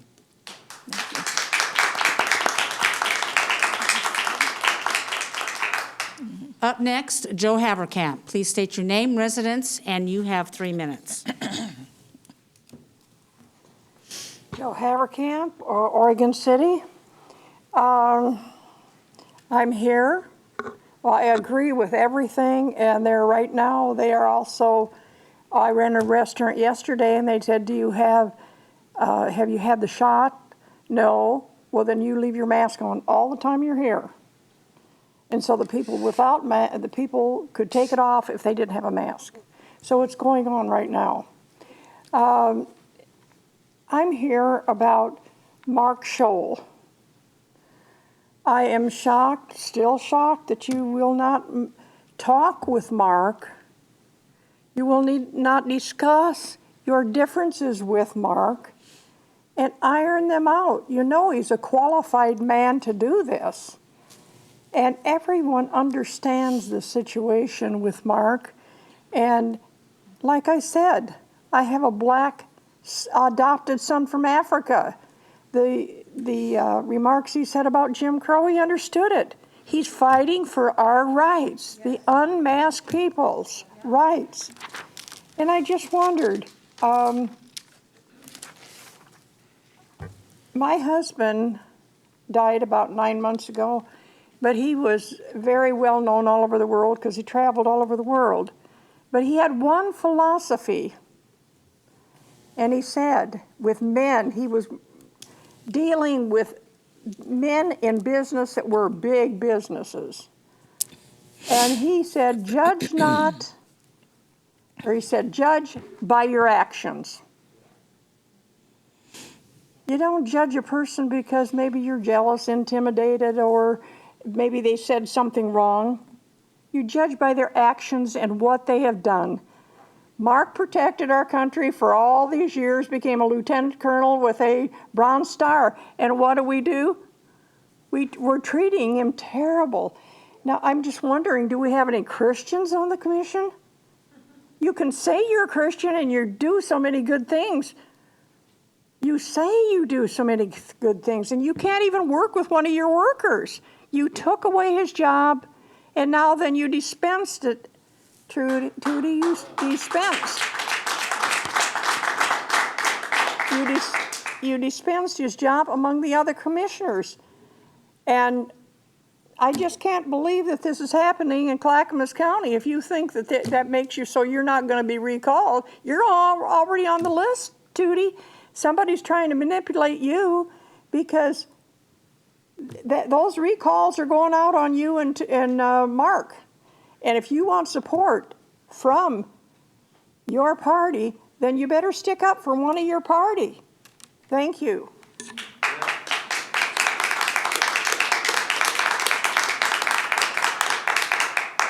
I'd like to clarify an inaccuracy and a misconception from the last speaker. We have not taken away his job. He still sits here and votes, and you have seen that. And for you to say otherwise is dishonest. The man still receives a salary. He is free to attend any meeting he wishes to attend. I have also had dialogue with him. I have also reached out to him, and I will say it is a two-way street. I have regular business hours. I'm in the office every single day for at least 6 hours. Any commissioner can come into my door and sit in my office and engage in any conversation they want to. And for you to say that we took away his job is wholly wrong and inaccurate because you have witnessed him in action today. He still receives a paycheck, as we all do. He is free to attend any single meeting he wants to. Up next, thank you. Les Poole, come forward, state your name and residence, and you have 3 minutes.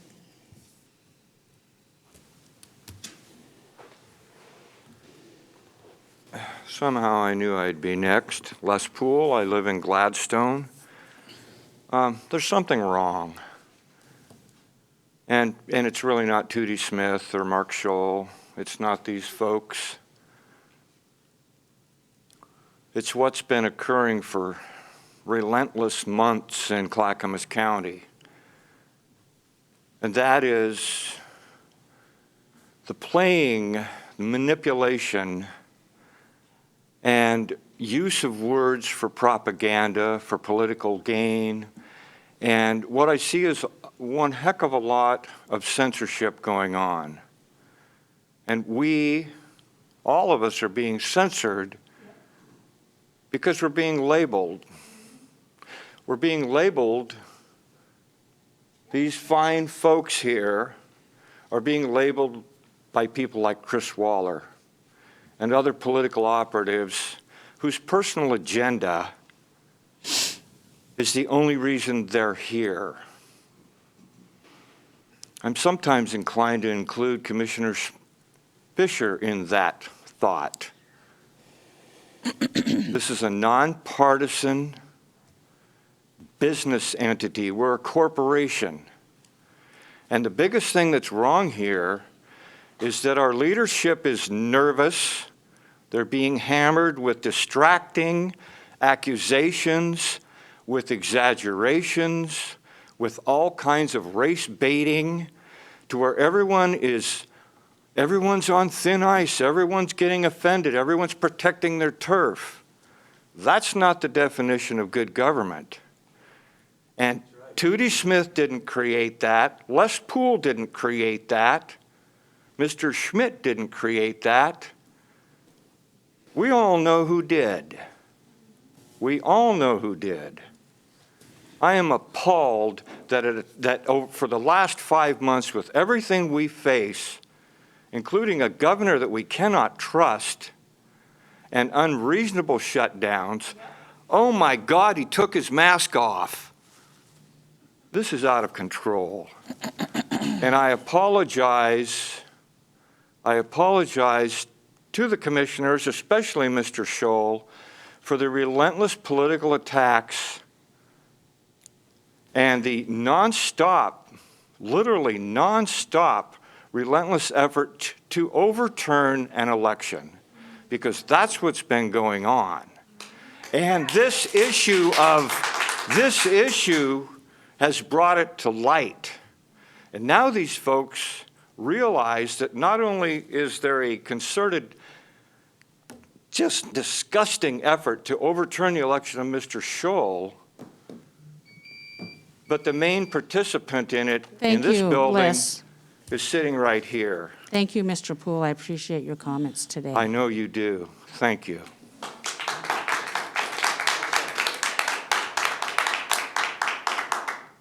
The next card, I'm not sure of your first name. Is it Ella Blakely? Please come forward, state your name correctly for me, please. Your residence, and you have 3 minutes.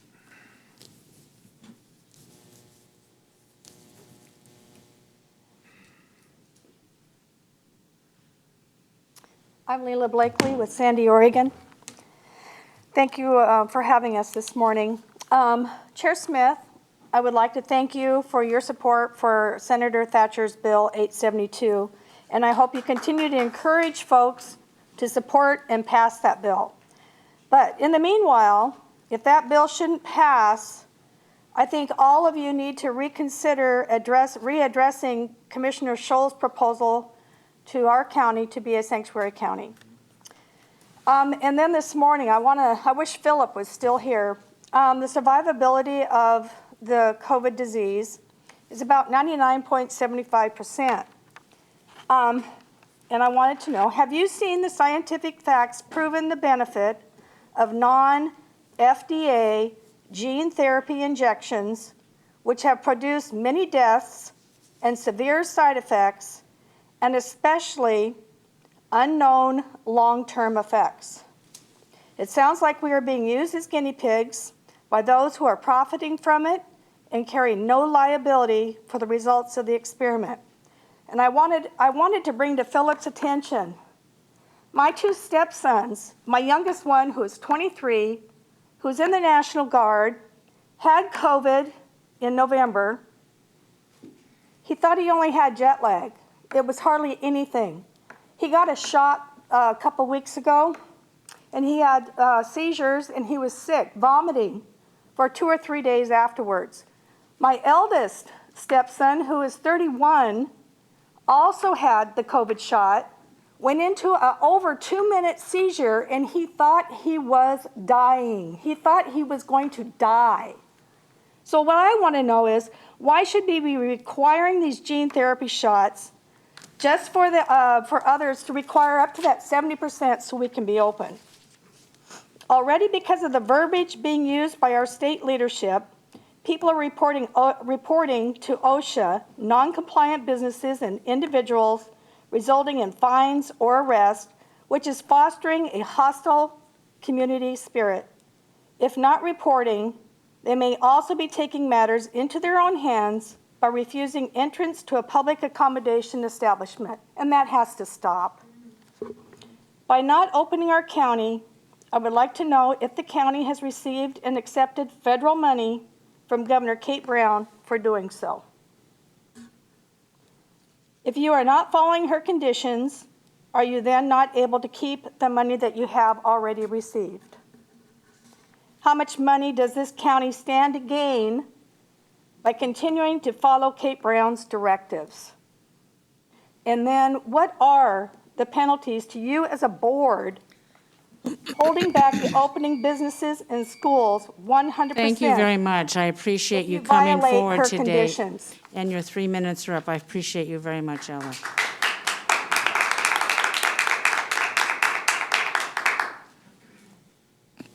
Next up, Deb Frazzle. Did I say your name correctly? No, you did not. Okay, you can correct me. That's okay. Please state your name, your residence, and you have 3 minutes. Okay, thank you for listening to what I have to say. My name is Deborah Frassetto. I live in Clackamas County in Damascus. Judy, we have worked years ago when you first became a commissioner, and I have supported you. But right now I'm here because I feel like I have a very deep concern for the erosion away of our constitutional rights and in regards to the vax pass that could possibly happen. And since the vax is an experiment on the general population, I did some research and I found that the Nuremberg Code Article 6, Section 3 says, in no case should a collective government or the consent of a community leader or any other authority substitute for an individual's informed consent. Leaders should be aware that mandating masks on the citizens of a nation and preventing their access to food, health care, transportation, education, if they don't comply, is a war criminal. Masks or any other medical intervention must remain voluntary. Yes. Yes. Okay, so that's just one thought. The Fourth Amendment of our U.S. Constitution states the right of the people to be secure in their persons, houses, papers, and effects against unreasonable searches, seizures shall not be violated. Title III of the U.S. Civil Rights Act prohibits discrimination based on medical condition. Okay, that includes unvaxxed people and vaxxed people. Nobody has any right to ask me, and do I have to disclose any information regarding my health to anybody, okay? That is one of our constitutional rights, and if it's not going to be enforced at the state level, it can be enforced at the federal level, and because I've checked into it. So this goes further to talk, what I found out yesterday was there's something called under the color of law, okay? Now, this is on the DOJ website. It's the deprivation of rights under the color of law. Section 242 of Title 18 makes it a crime for a person acting under color of any law to willfully deprive a person of a right or privilege protected by the Constitution or the laws of the United States. For the purpose of Section 242, acts under color of law, which most people don't even have a clue what that is, include acts not only done by federal, state, or local officials within their lawful authority, but also acts done beyond the bounds of that official's lawful authority. If the acts are done while the official is purporting or pretending to act in the performance of his or her official duties, persons acting under color of law, which is all of you, okay? Thank you very much. I appreciate you coming before us today, Deb. Stephen Madcore, you're our county counsel.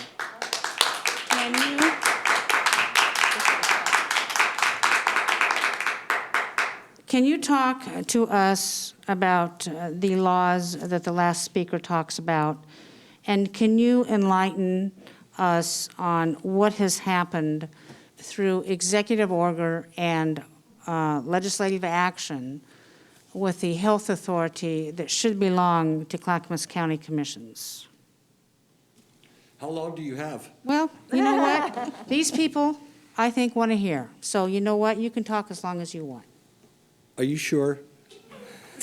Give it a shot. So color of law is a very good question. Let me address that one first. Color of law basically means legally justified. Like you said, they're here under color of law. They've been duly elected. It's not a specific law. It means what I'm doing, I believe, is legally justified. With respect to that, does that answer the Deborah's question to a certain extent or not really? No? So other than that, you were saying about the Oregon Health Authority's legal authority versus that of the county. Mm-hmm. Well, the state is preeminent. The state controls. The county cannot do anything that is in conflict with state law because the state has the federal government has a supremacy clause over the state. The state has a supremacy clause of sorts over counties and lesser jurisdictions, such as cities.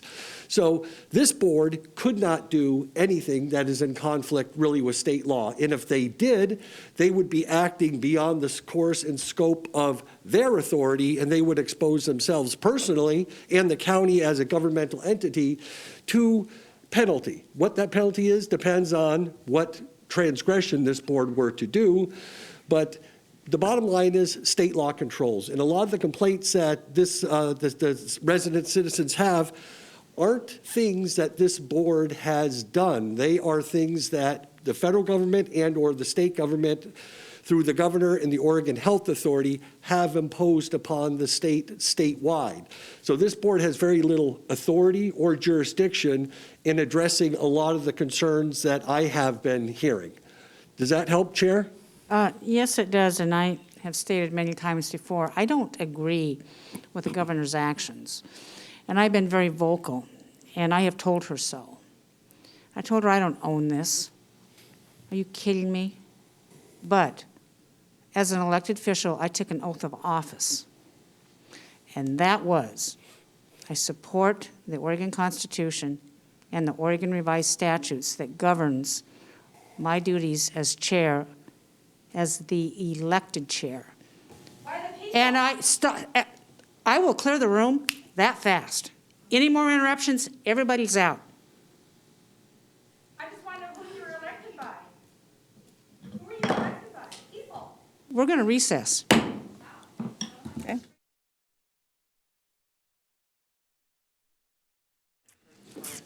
Okay. And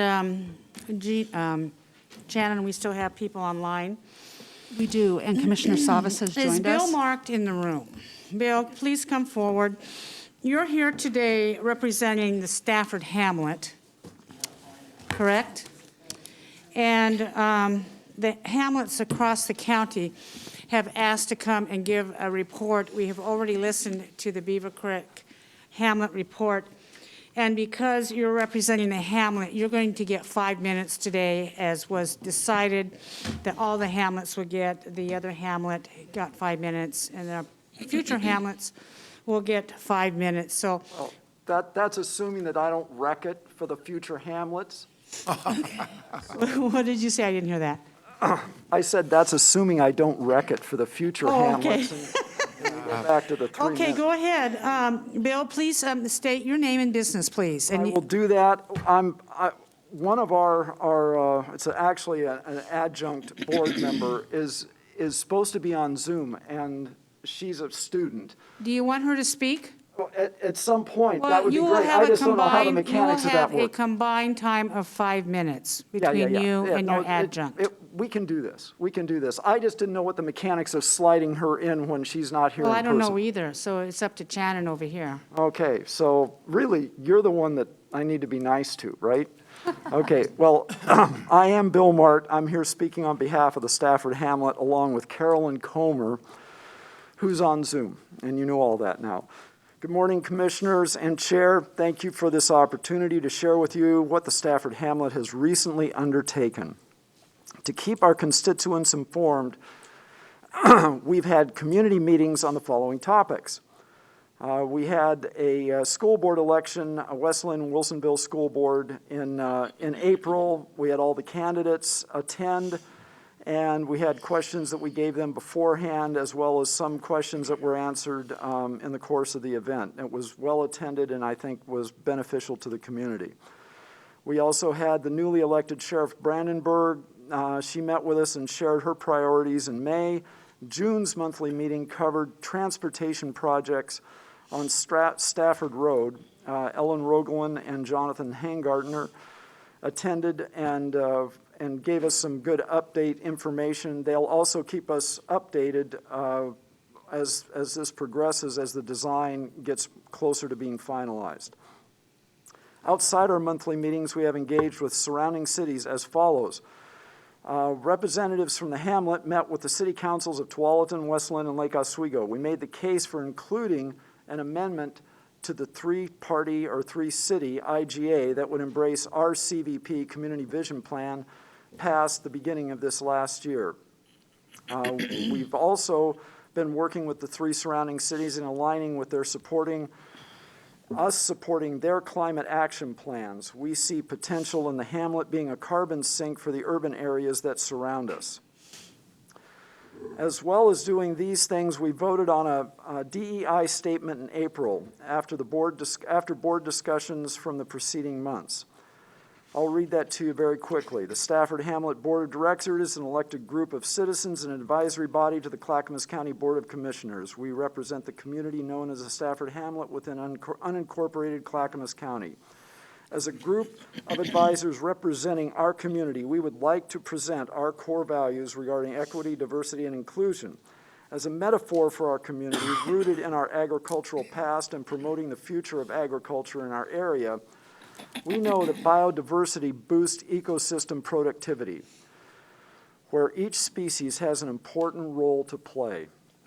The Stafford Hamlet celebrates and embraces our diversity. We do not discriminate against any person because of race, skin color, sex, age, national origin, religion, sexual orientation, gender identity or expression, or veteran status or disability. These are the values that guide us in our actions and decisions as a board of directors. The challenge of implementing and applying our DEI value statement is apparent to anyone attending not only this meeting, but past meetings over the last 5 months. We, as a collective, can do better to make all of our citizens feel valued. We wish the Commission success in creating a common respect for one another. The county's citizens expect and deserve to see their leaders, including Hamlets and CPOs, demonstrate a willingness to recognize and engage with their diverse citizenry. Our most recent Stafford Hamlet election gave us 3 new board members, which in our world was a branch out for diversity. All of them are under 45. That's young by my standards, but maybe not the rest of the world's. As well as our appointed student liaison, Carolyn Comer. Carolyn is a Westland High School junior and is joining us today on Zoom. She can share with you some of the areas she feels she can help the Hamlet become more successful in. Carolyn?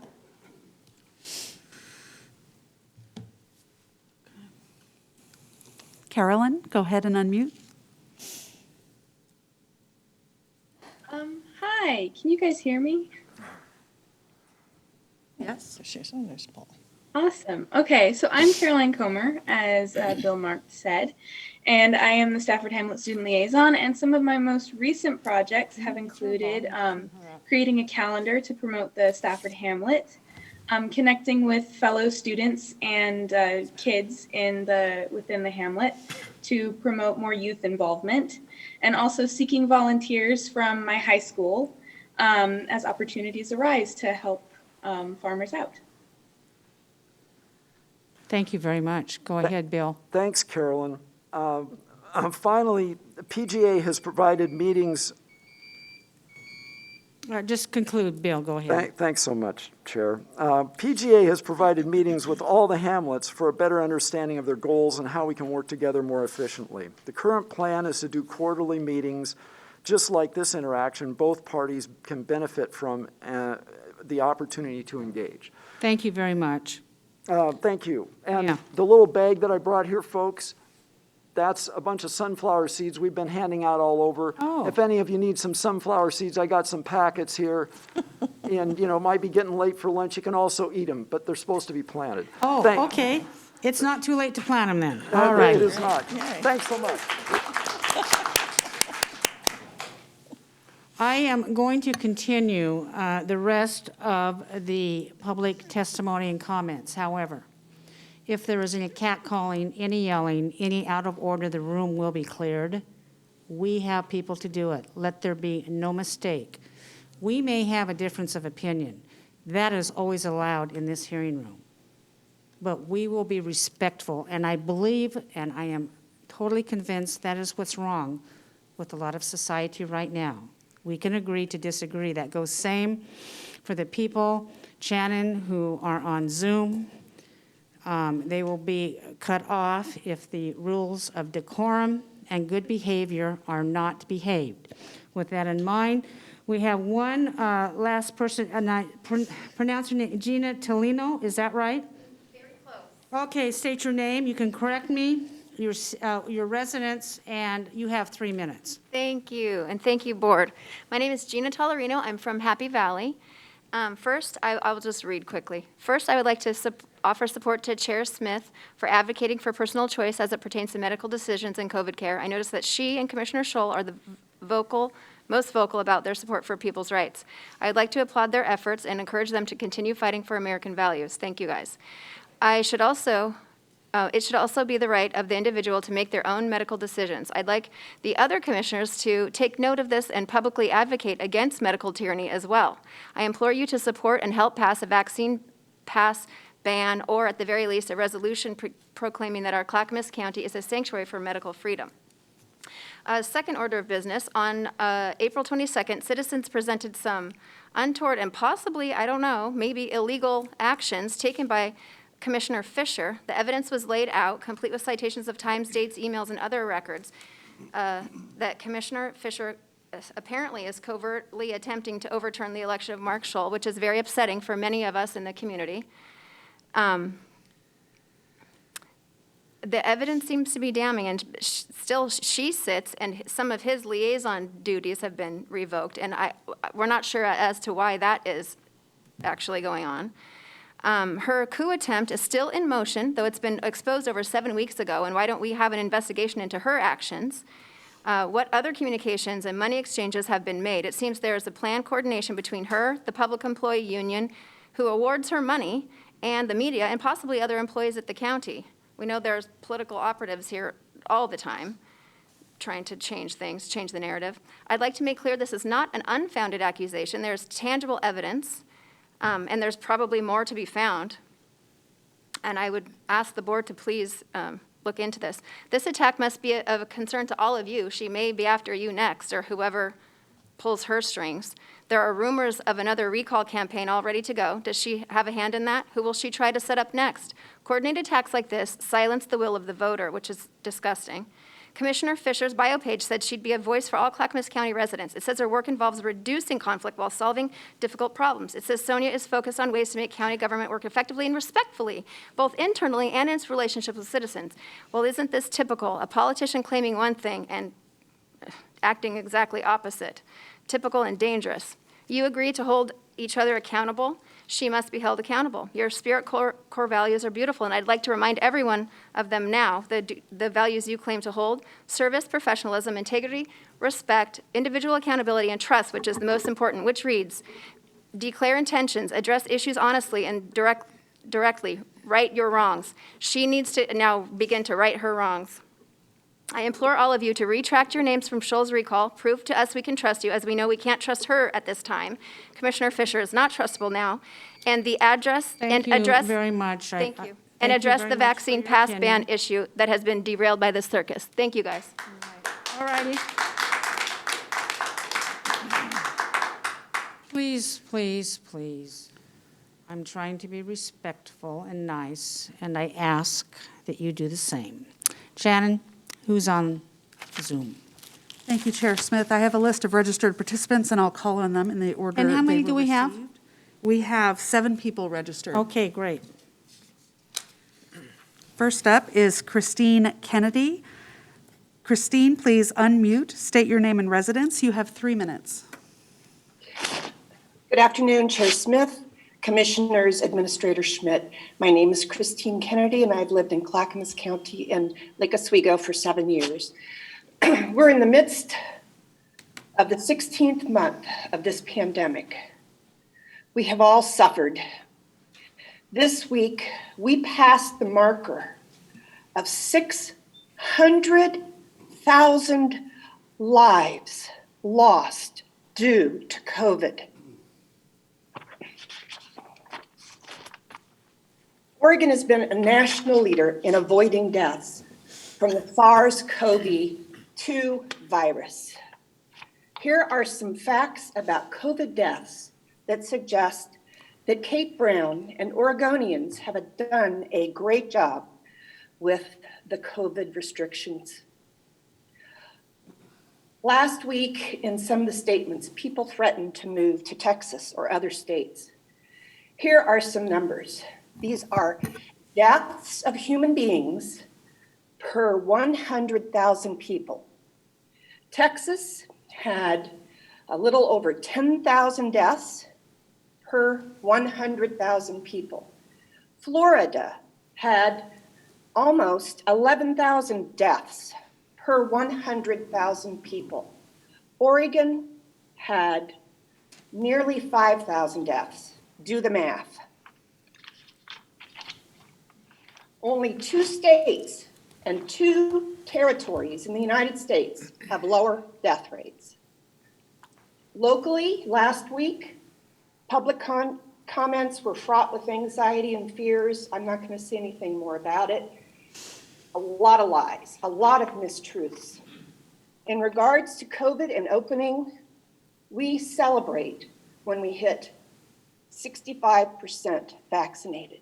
We know there may be some natural immunity from people who had the COVID virus, but I would suggest to people, if you're going to say, oh, so-and-so's had COVID 2 or 3 times, that would suggest that it does not confer immunity.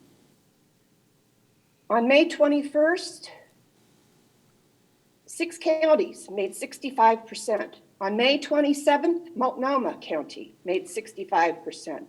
Not until June 12th did Clackamas County reach 65%. I celebrate that. Congrats to the commissioners, especially to the public health staff for achieving this. Congrats for a job well done on your budget. That's a lot of work. This virus and all of its risk is not a belief, it is science. We suspect as many as 20% of those against vaccine are firm and immovable in their Thank you very position. much, Christine. I appreciate you being able to stick around after this long meeting. Who's up next? Hey. Thank you. Next up is Chris Waller. Chris, please unmute yourself, state your name and residence, and you have 3 minutes. Chris Waller, Jennings Lodge. Since you've just had a very long day, I will keep my testimony very short.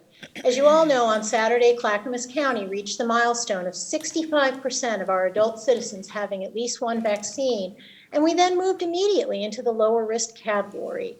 I want to say a huge thank you, not just for myself, but for all the people in Clackamas County who can now resume their lives, to Philip Mason Joyner, Nancy Bush, and all the staff of public health, disaster management, TVFR, and all of the other organizations and people who worked tirelessly for months to get us past the 65% vaccination threshold. In contrast, Commissioner Mark Shull has worked tirelessly to undermine these true heroes. We saw this last week and again today, when his supporters flooded the meeting, breaking all rules of decorum and denigrating all the hard work this county has done. Commissioner Shull not only condoned this behavior, he openly encouraged it, coming out last week from behind the dais to congratulate the disruptors and posting afterwards that he loved being a commissioner for the very first time. He then encouraged them to return. Chair Smith was absolutely correct in removing his liaison assignments and was absolutely correct in shutting down the meeting today to stop this behavior. Let's reward the heroes, not the disruptors. I will add a request for our public health staff. Many people today and last week repeated scientifically inaccurate falsehoods and rapidly spreading internet myths. Perhaps you can spend some time in an upcoming meeting in explaining clearly why these are untrue. It also appears that we need a clear statement that both mask requirements and so-called vaccine passports will no longer be an issue when we reach 70% vaccination so that the public can have reliable information. Once again, thanks to everyone who has worked so hard to get this county vaccinated and to keep us safe. Thank you. Who's up next? Next is Michael Weber. Michael, you have 3 minutes. Please unmute, state your name and residence. Thank you. To be considerate of the board's time, I will be brief. Michael Weber, Jennings Lodge. I would like to talk about last Thursday evening's meeting. The sole purpose of these meetings is to conduct the business of Clackamas County. It is a government function that at most times runs smoothly. The fact that the commissioners put as an agenda item public comment is a privilege, not a right. The public who come before the commission need to understand that they are guests in the government's house and must behave in a manner that is both respectful to the body as well as the rules. While I respect the First Amendment rights of any citizen who cares enough to come out to speak, I do not respect anyone who comes out to flaunt the rules or disrupt these proceedings. Any commissioner who invites their supporters to speak, either directly or by proxy, must inform those invited to behave like adults and follow the rules, as they are personally responsible for the behavior of their guests. If a person planning to come cannot take the time to read up on the rules or is not prepared to behave with decorum, they need to stay home until they learn how to behave in a civilized society. Thank you. Shannon, who's up next? Next is Bill Weir. Bill, please unmute yourself, state your name and residence. You'll have 3 minutes. Well, good afternoon, Chair Smith and Commissioners. Bill Weir, Damascus. In the policy meeting of June 1st, Commissioner Shull brought a draft vaccine ban resolution for discussion. Instead, that document was used to accuse him of inflammatory language and used to relieve him of his liaison duties against his will.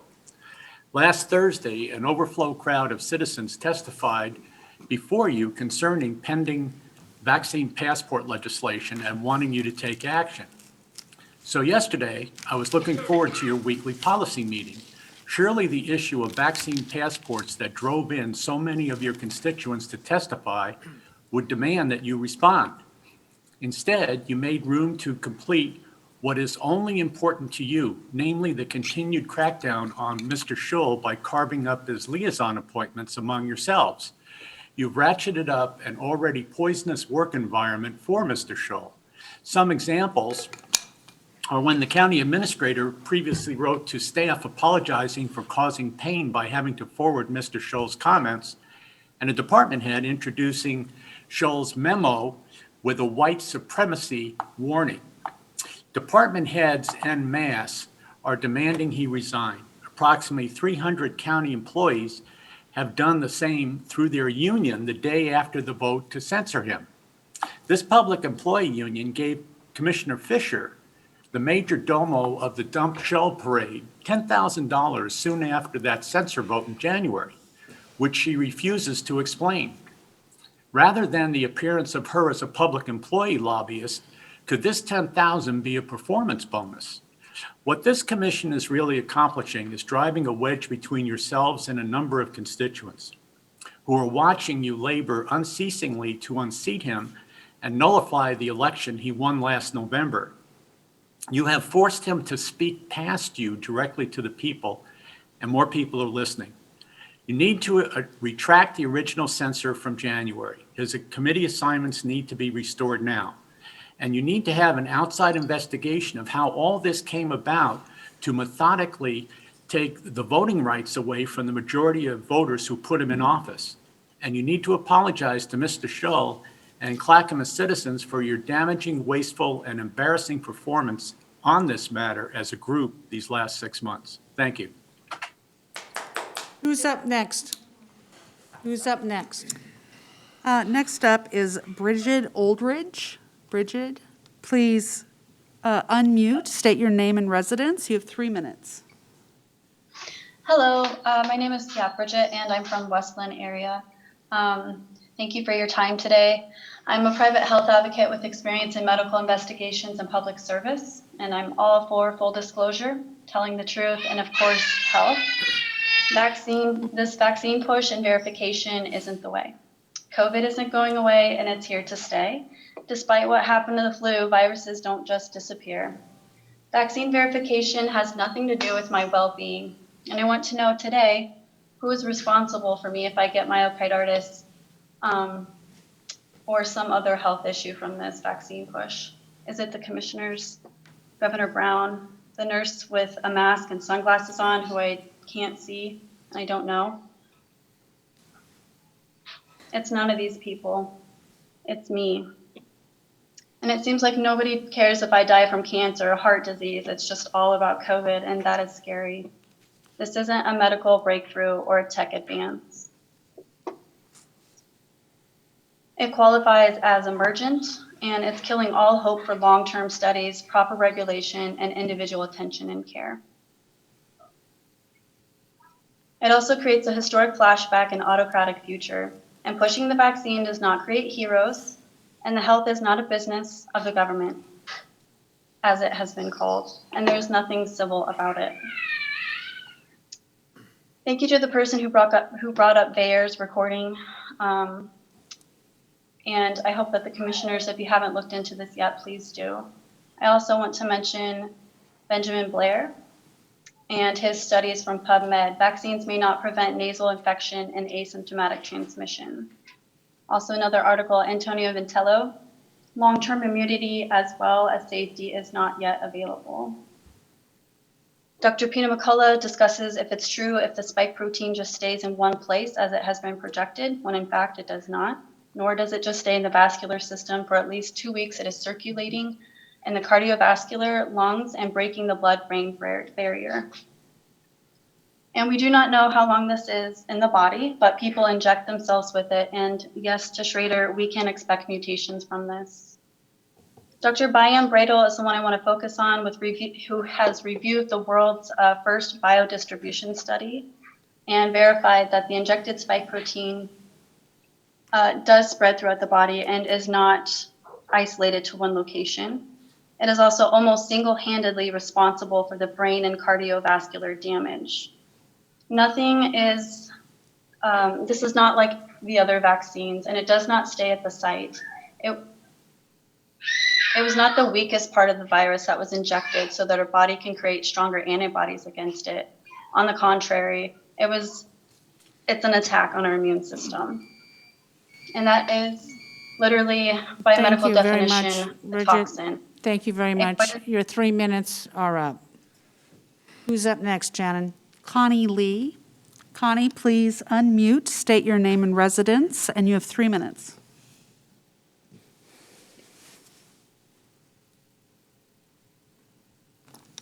Connie, can you unmute? Hi. I'm Connie Lee from Lake Oswego. Last week, though temporary chair Paul Savas tried his best to control the mob at this meeting, they were definitely out of control. Mark Schultz supporters came in pseudo-masks, spouting anti-vaccine and anti-mask rhetoric. Chair Smith, you have encouraged some of these same people for months, so last week's fiasco should not be a surprise. On the other hand, I do love the way you handled this meeting and how you handled the rowdy people in the room. On Monday night, the Oregon City District Office was evacuated before the school board meeting at the suggestion of Oregon City Police Department. Why? Because the flag wavers were protesting the school board's public stance, condemning white supremacy, and the police felt the protesters were becoming dangerous. So this is one reason why people in the metro area are thinking that Clackamas is a hotbed of racism. What does this have to do with this board? These people are Mark Schultz's base, and he encourages them. He has even spoken on the same stage with the Proud Boys and Patriot Prayer, both known white supremacy groups. Between anti-vaxxer, anti-maskers mobs and racist mobs, it's no wonder that Clackamas County is turning into a very dangerous ship of fools, especially for the BIPOC community.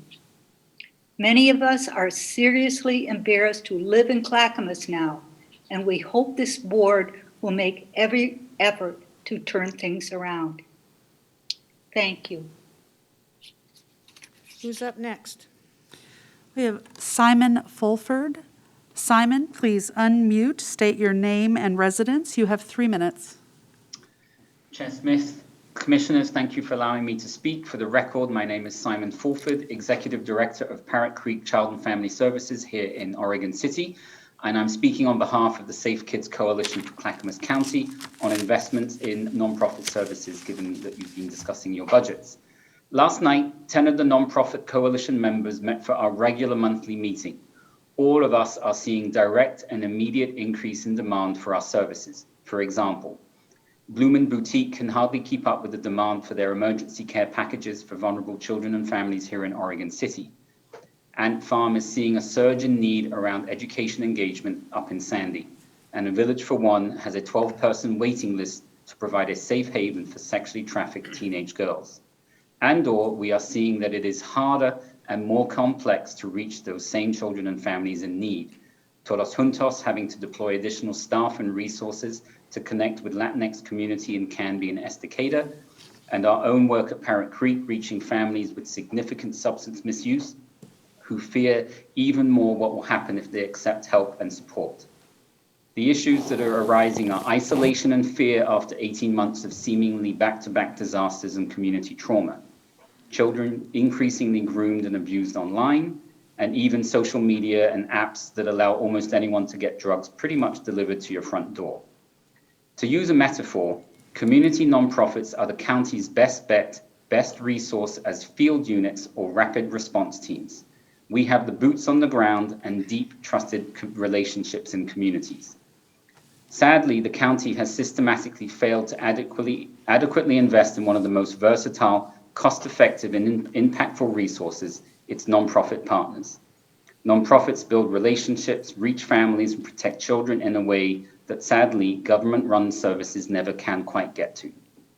If I wrap up my metaphor, don't make the same mistakes that we see a lot of top brass make over and over again. Listen to your commanders in the field, give them the resources they need, and allow them to get the job done.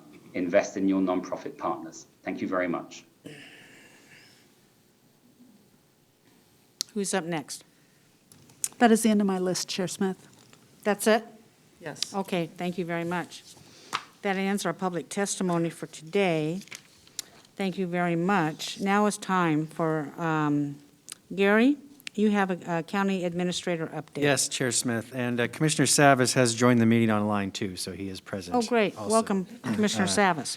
I'll be brief. Some good news I'd like to share. Our Transportation Maintenance Division in the Department of Transportation and Development cleared more than 20,000 cubic yards of ice storm debris from county roads this spring and turned the debris into wood chips.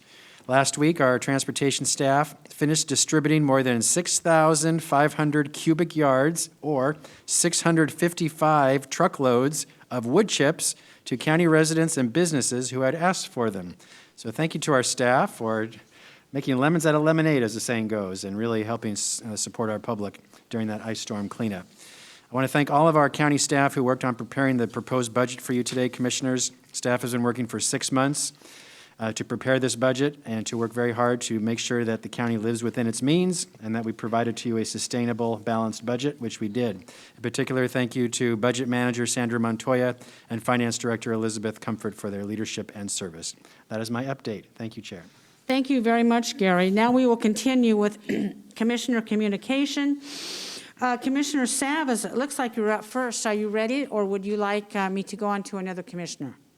I surprisingly got out of my commitment, but I'm able to join. I didn't think I'd be able to join, but I'm just happy just to say a few words, and that is that I want to be able to put on the agenda under issues next week, and perhaps there's going to be an update, but I just want to just emphasize that what we're hearing quite a bit of recently is making sure that we are prepared for the fire season coming up. And so I don't know. I know that staff is working on that on a after action work and study. But I think that I'm thinking in a broader scale about what we are doing with and how we're communicating with our emergency responders and what we do to communicate to the public how we prepare, or how they prepare for the upcoming season. So with all the disasters we've experienced, I think it's imperative that we at least prepare for one in the season we have, and recognizing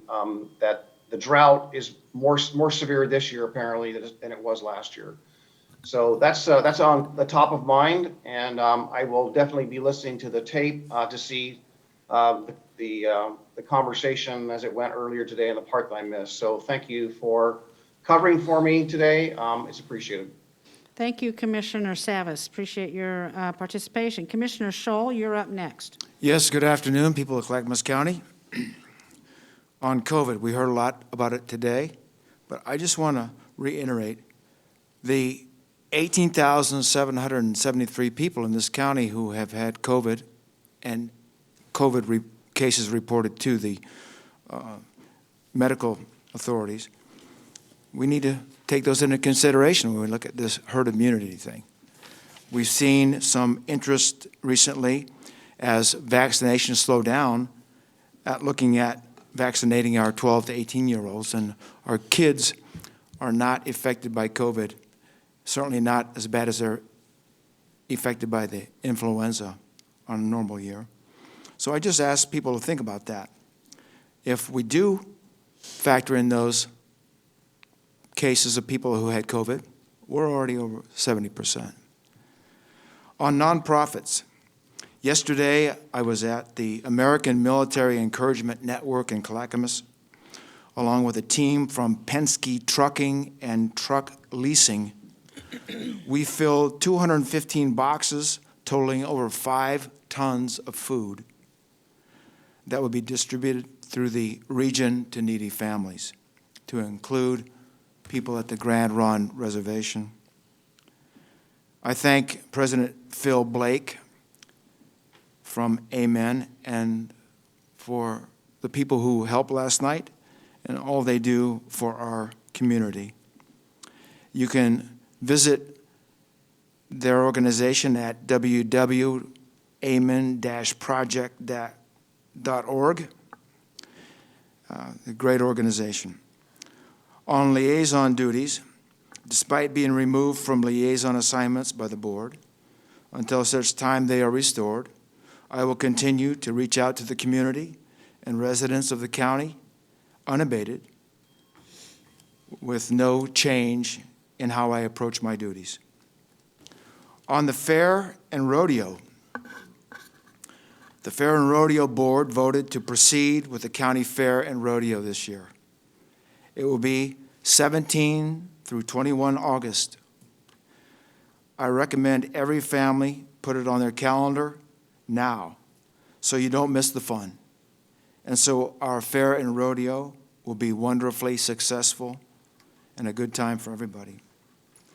On the budget, although our proceedings this morning went quickly, I just want to remind folks that we spent an entire week, 3 weeks ago, on budget hearings, and the staff has spent months working on the budget. So it was a great deal of work. I thank everyone who worked on that budget and for your fine effort. Regarding followers, I have no followers. I'm here to represent the people. And the people who speak here speak on their own accord, at their own free will, without any prodding from me.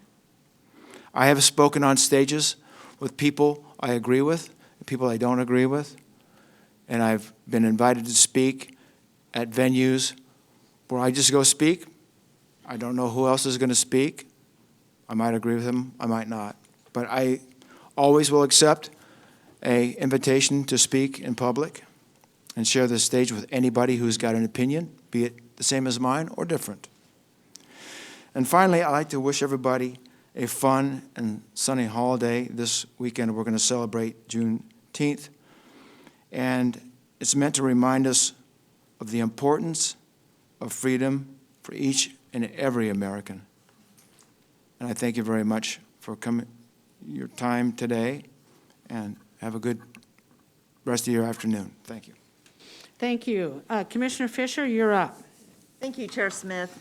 And a big thank you to Administrator Schmidt and our staff for providing some lunch for us today while we could take a quick recess, given the longer meeting. So thank you for that. I wanted to give a report to my commission. I presented our local implementation plan to the Metro Council yesterday. It was very well received. There were some questions by council members that I've been communicating with our attorney about. I so appreciate you, Stephen, responding to me quickly and working through some issues. But one of the questions has to do with using funds outside of the Metro boundary, using our homeless services dollars. And as this measure was developed, that was something that we worked very hard to make sure was in the framework. So Stephen is working on that as they develop the IGA and clarifying our space. Metro counselors have questions, and they will be answered. I did found the ordinance that Metro passed its own ordinance stating the language. I did read that to them yesterday. Not sure without all the history that was completely understood. So that was in the local implementation plan, but I have to say, we are well positioned to begin this journey, and staff did an excellent job really laying out the framework of our unique plan that fits what we need in Clackamas County. Later that day, the Metro Council had a discussion about budget notes. Now, I think just about everybody's seen back and forth different proposals, and there was a lot of concern by local jurisdictions about some of the different ideas that were floating around. What started off as a proposal to really encroach in what we have developed as our local implementation plans, a different direction, potentially directed by Metro, has evolved into a proposal to be better partners with us at the local level. Now, I just heard from our staff that the budget note that Metro is looking at is being evolved into a resolution. And so I'm going to continue tracking that, communicating with our Metro counselors Metro's job is to be a convener. They are to facilitate the policy. They are not to direct it. And the structure in place allows for the Metro Oversight Committee, of which we appointed 5 members, as did the other jurisdictions, Washington County and Multnomah County. And that Metro Oversight Committee is who recommended to Metro Council the approval of our local implementation plan. So I believe that the structure is in place in what was proposed, and we need to stick with that so that we have good governance on this homeless services measure. One of the really positive features of the measure is the tri-county systems planning, which will allow us to collect data to really make sure that we are producing the outcomes that we need, to look at how we leverage our healthcare systems and the delivery of services, and really look at the systematic needs. So we are moving forward, and I will continue to let everyone know how this is going. I really appreciate Chair Smith. You absolutely do have your door open for any commissioner to come talk to you, because I don't know how many times I had to go in and grab you yesterday just on the different developments. And I think that's a very good strategy. We need to be in cohesion on these issues, and we have to inform each other on what is happening. So thank you for being there as these things are unfolding. And again, Stephen, thank you for your advocacy on behalf of Clackamas County. And that's what I have for my update today. Thank you, Commissioner Fisher. Commissioner Schrader, you're up. Great, thank you, Chair Smith. Well, this weekend, I joined my colleagues, Commissioner Schull and Commissioner Fisher. We attended the Association of Oregon Counties legislative work and the board meetings, listened to public safety, and I think human resources. I know I attended the public safety piece. In any case, it was the first time in a year that all 36 counties were able to gather and meet with one another as the COVID crisis winds down. It was really wonderful. Everybody was so happy to see one another. The association is important to us because they are the group that actually goes down to Salem and lobbies for counties, all 36 counties across the nation. And I was very pleased. They actually appointed me again on their behalf to be a member on the board of the National Association of Counties. And I'm pleased to do that because I think the National Association is also critically important to our success. That brings all the counties across the United States together to talk, to meet, to see what each county is doing as it faces the challenges that we have as we govern. And I'm proud to tell you, I'll be going to that conference. And at that conference, I'm going to announce some of the awards that our county is getting for excellent service. Yeah. Water and Environment Services got an award for county resiliency, infrastructure, energy, and sustainability. Wes also got an award for Waterway Cleanup Series. Wes got an award for the Tri-County Outfall Project Education and Information Outreach. That's a category of civic education and public information. The Motor Carrier Safety Program under our Department of Transportation and Development received a national award in the category of transportation. And Behavioral Health Division, the GO teams in the category of health received a national award. And public safety, criminal justice and public safety, our county received an award for its initiative on strangulation response. Our COVID-19 business support program, No Small Business Left Behind, received an award in the category of community and economic development. And the School Milk Dispenser Program in the category of children and youth also got an award, a Clackamas County Sustainability and Solid Waste. So these awards are going to be given to us at the National Association's Award Luncheon on July 11th at NACO's annual conference and exposition. And basically, we will be featured as a county with our multiple departments getting these national awards that actually help other counties see what we're doing right and how, we implement, how we help people and our constituents in our various counties. So really proud of I think we have a great staff, and this is amazing. I can't recall ever seeing that many awards all at once. So, Wow. so we've done well. That is very, very heartening that our departments are working so hard. Thank you for Commissioner Schrader. I'll wrap up here. Now, this week I had my weekly tri-chairs meeting, and that is the chairs of this county, Clackamas being me, Washington County and Multnomah County. We convened for an hour discussion on Zoom on issues that affect the three of us. Mainly, it has been COVID-related, because we've been tethered together for much of the time. But recently, it's been the Metro supportive services measure that Commissioner Fisher has alluded to earlier.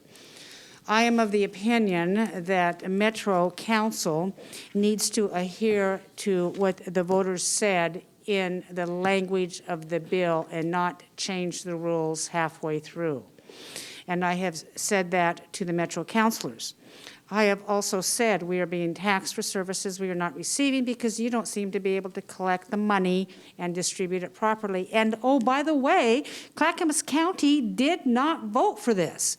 And the fact that we even show up and play nice in the sandbox, you should be happy about, because frankly, if this continues the way it is, they keep imposing harsher penalties, insisting that we pay for programs that we have no money for. I don't appreciate Bob Reeves is, all of a sudden he's interested in our budget when he hasn't really given us the time of day before. He's trying to make some political opinion. I do not appreciate that whatsoever.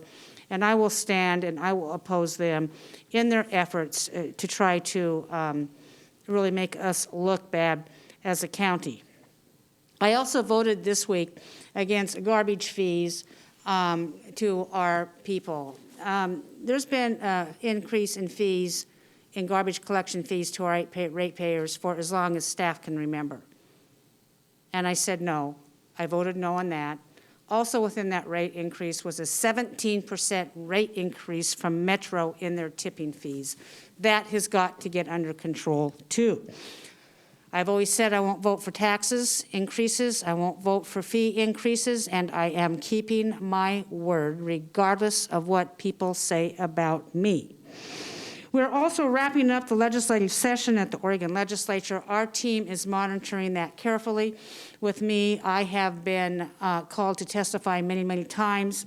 We have a very important transportation package coming up that will hopefully alleviate a lot of the bottlenecks we have in our county. We are working very vigorously on that to make sure it gets, so basically I'm on our call to help with that as it goes through. We are also seeking a 50% match funding for our courthouse. That has yet to be approved. I'm also waiting for calls to talk to the higher echelons. I think we will be approved for that. Clackamas County is using the P3 model. It has never been done before in the state of Oregon, and we should really be a model of how to control costs and overruns and time lags in our construction of the courthouse. This morning, I held the chair and mayor's meeting of all the mayors of Clackamas County. And as our guest was PGE CEO Maria Pope and some of her team. I invited her because, as you know, with these ice storms and the firestorms, we had power outages. And I'm working in partnership with Maria in messaging and try to move forward on disaster preparedness. Because power outages for a very long time can be hurtful, and they can really disrupt not only our business, but cause health problems too. So we're working on the resiliency of our power grid. PGE is currently replacing poles. They are now 45 feet tall. You might see some double poles in the right-of-ways. We are waiting for our communication partners to transfer the lines on the shorter poles to the lines on the taller poles. PGE, since the ice storm, has replaced over 1,000 poles, and that is still continuing. We are working in concert with them, the roads department, on clearing debris and right-of-way to get through. We have also developed, I think, a very unique partnership in that as we go forward. So PGE is, and I says to Maria, you know, we might as well work together on this because our constituency is the same. And the people who vote like their electricity. I know I like my electricity, and I've been without electricity for quite a long time in both these disasters. So let's see what we can do to move forward. The reason why the meeting was so important with the mayors is because each city has a different tree ordinance as far as trimming or cutting. Some cities, you know, cut out of the right-of-way. Some cities want you to hug the trees first. So one of the mayors, you know, made that really funny joke. But so it's just about education and awareness and what we can do to help. They talked about the species. It was just a very informal yet informational meeting that we had. And my hope for this meeting was that PGE is able to go to each of the mayors and their city councils and continue with their education efforts to harden the grid within the cities, and the cities allow right-of-way access to make sure that people have electricity to their home. An important fact that I learned today is over 70% of power outages result from trees on private property. And as we all are in love with our trees, we might want to consider clearing out our own trees and keeping our own places safe, because many people I know had a very long wait to try to call an electrician to restore the power to their homes. With that in mind, this hearing is adjourned.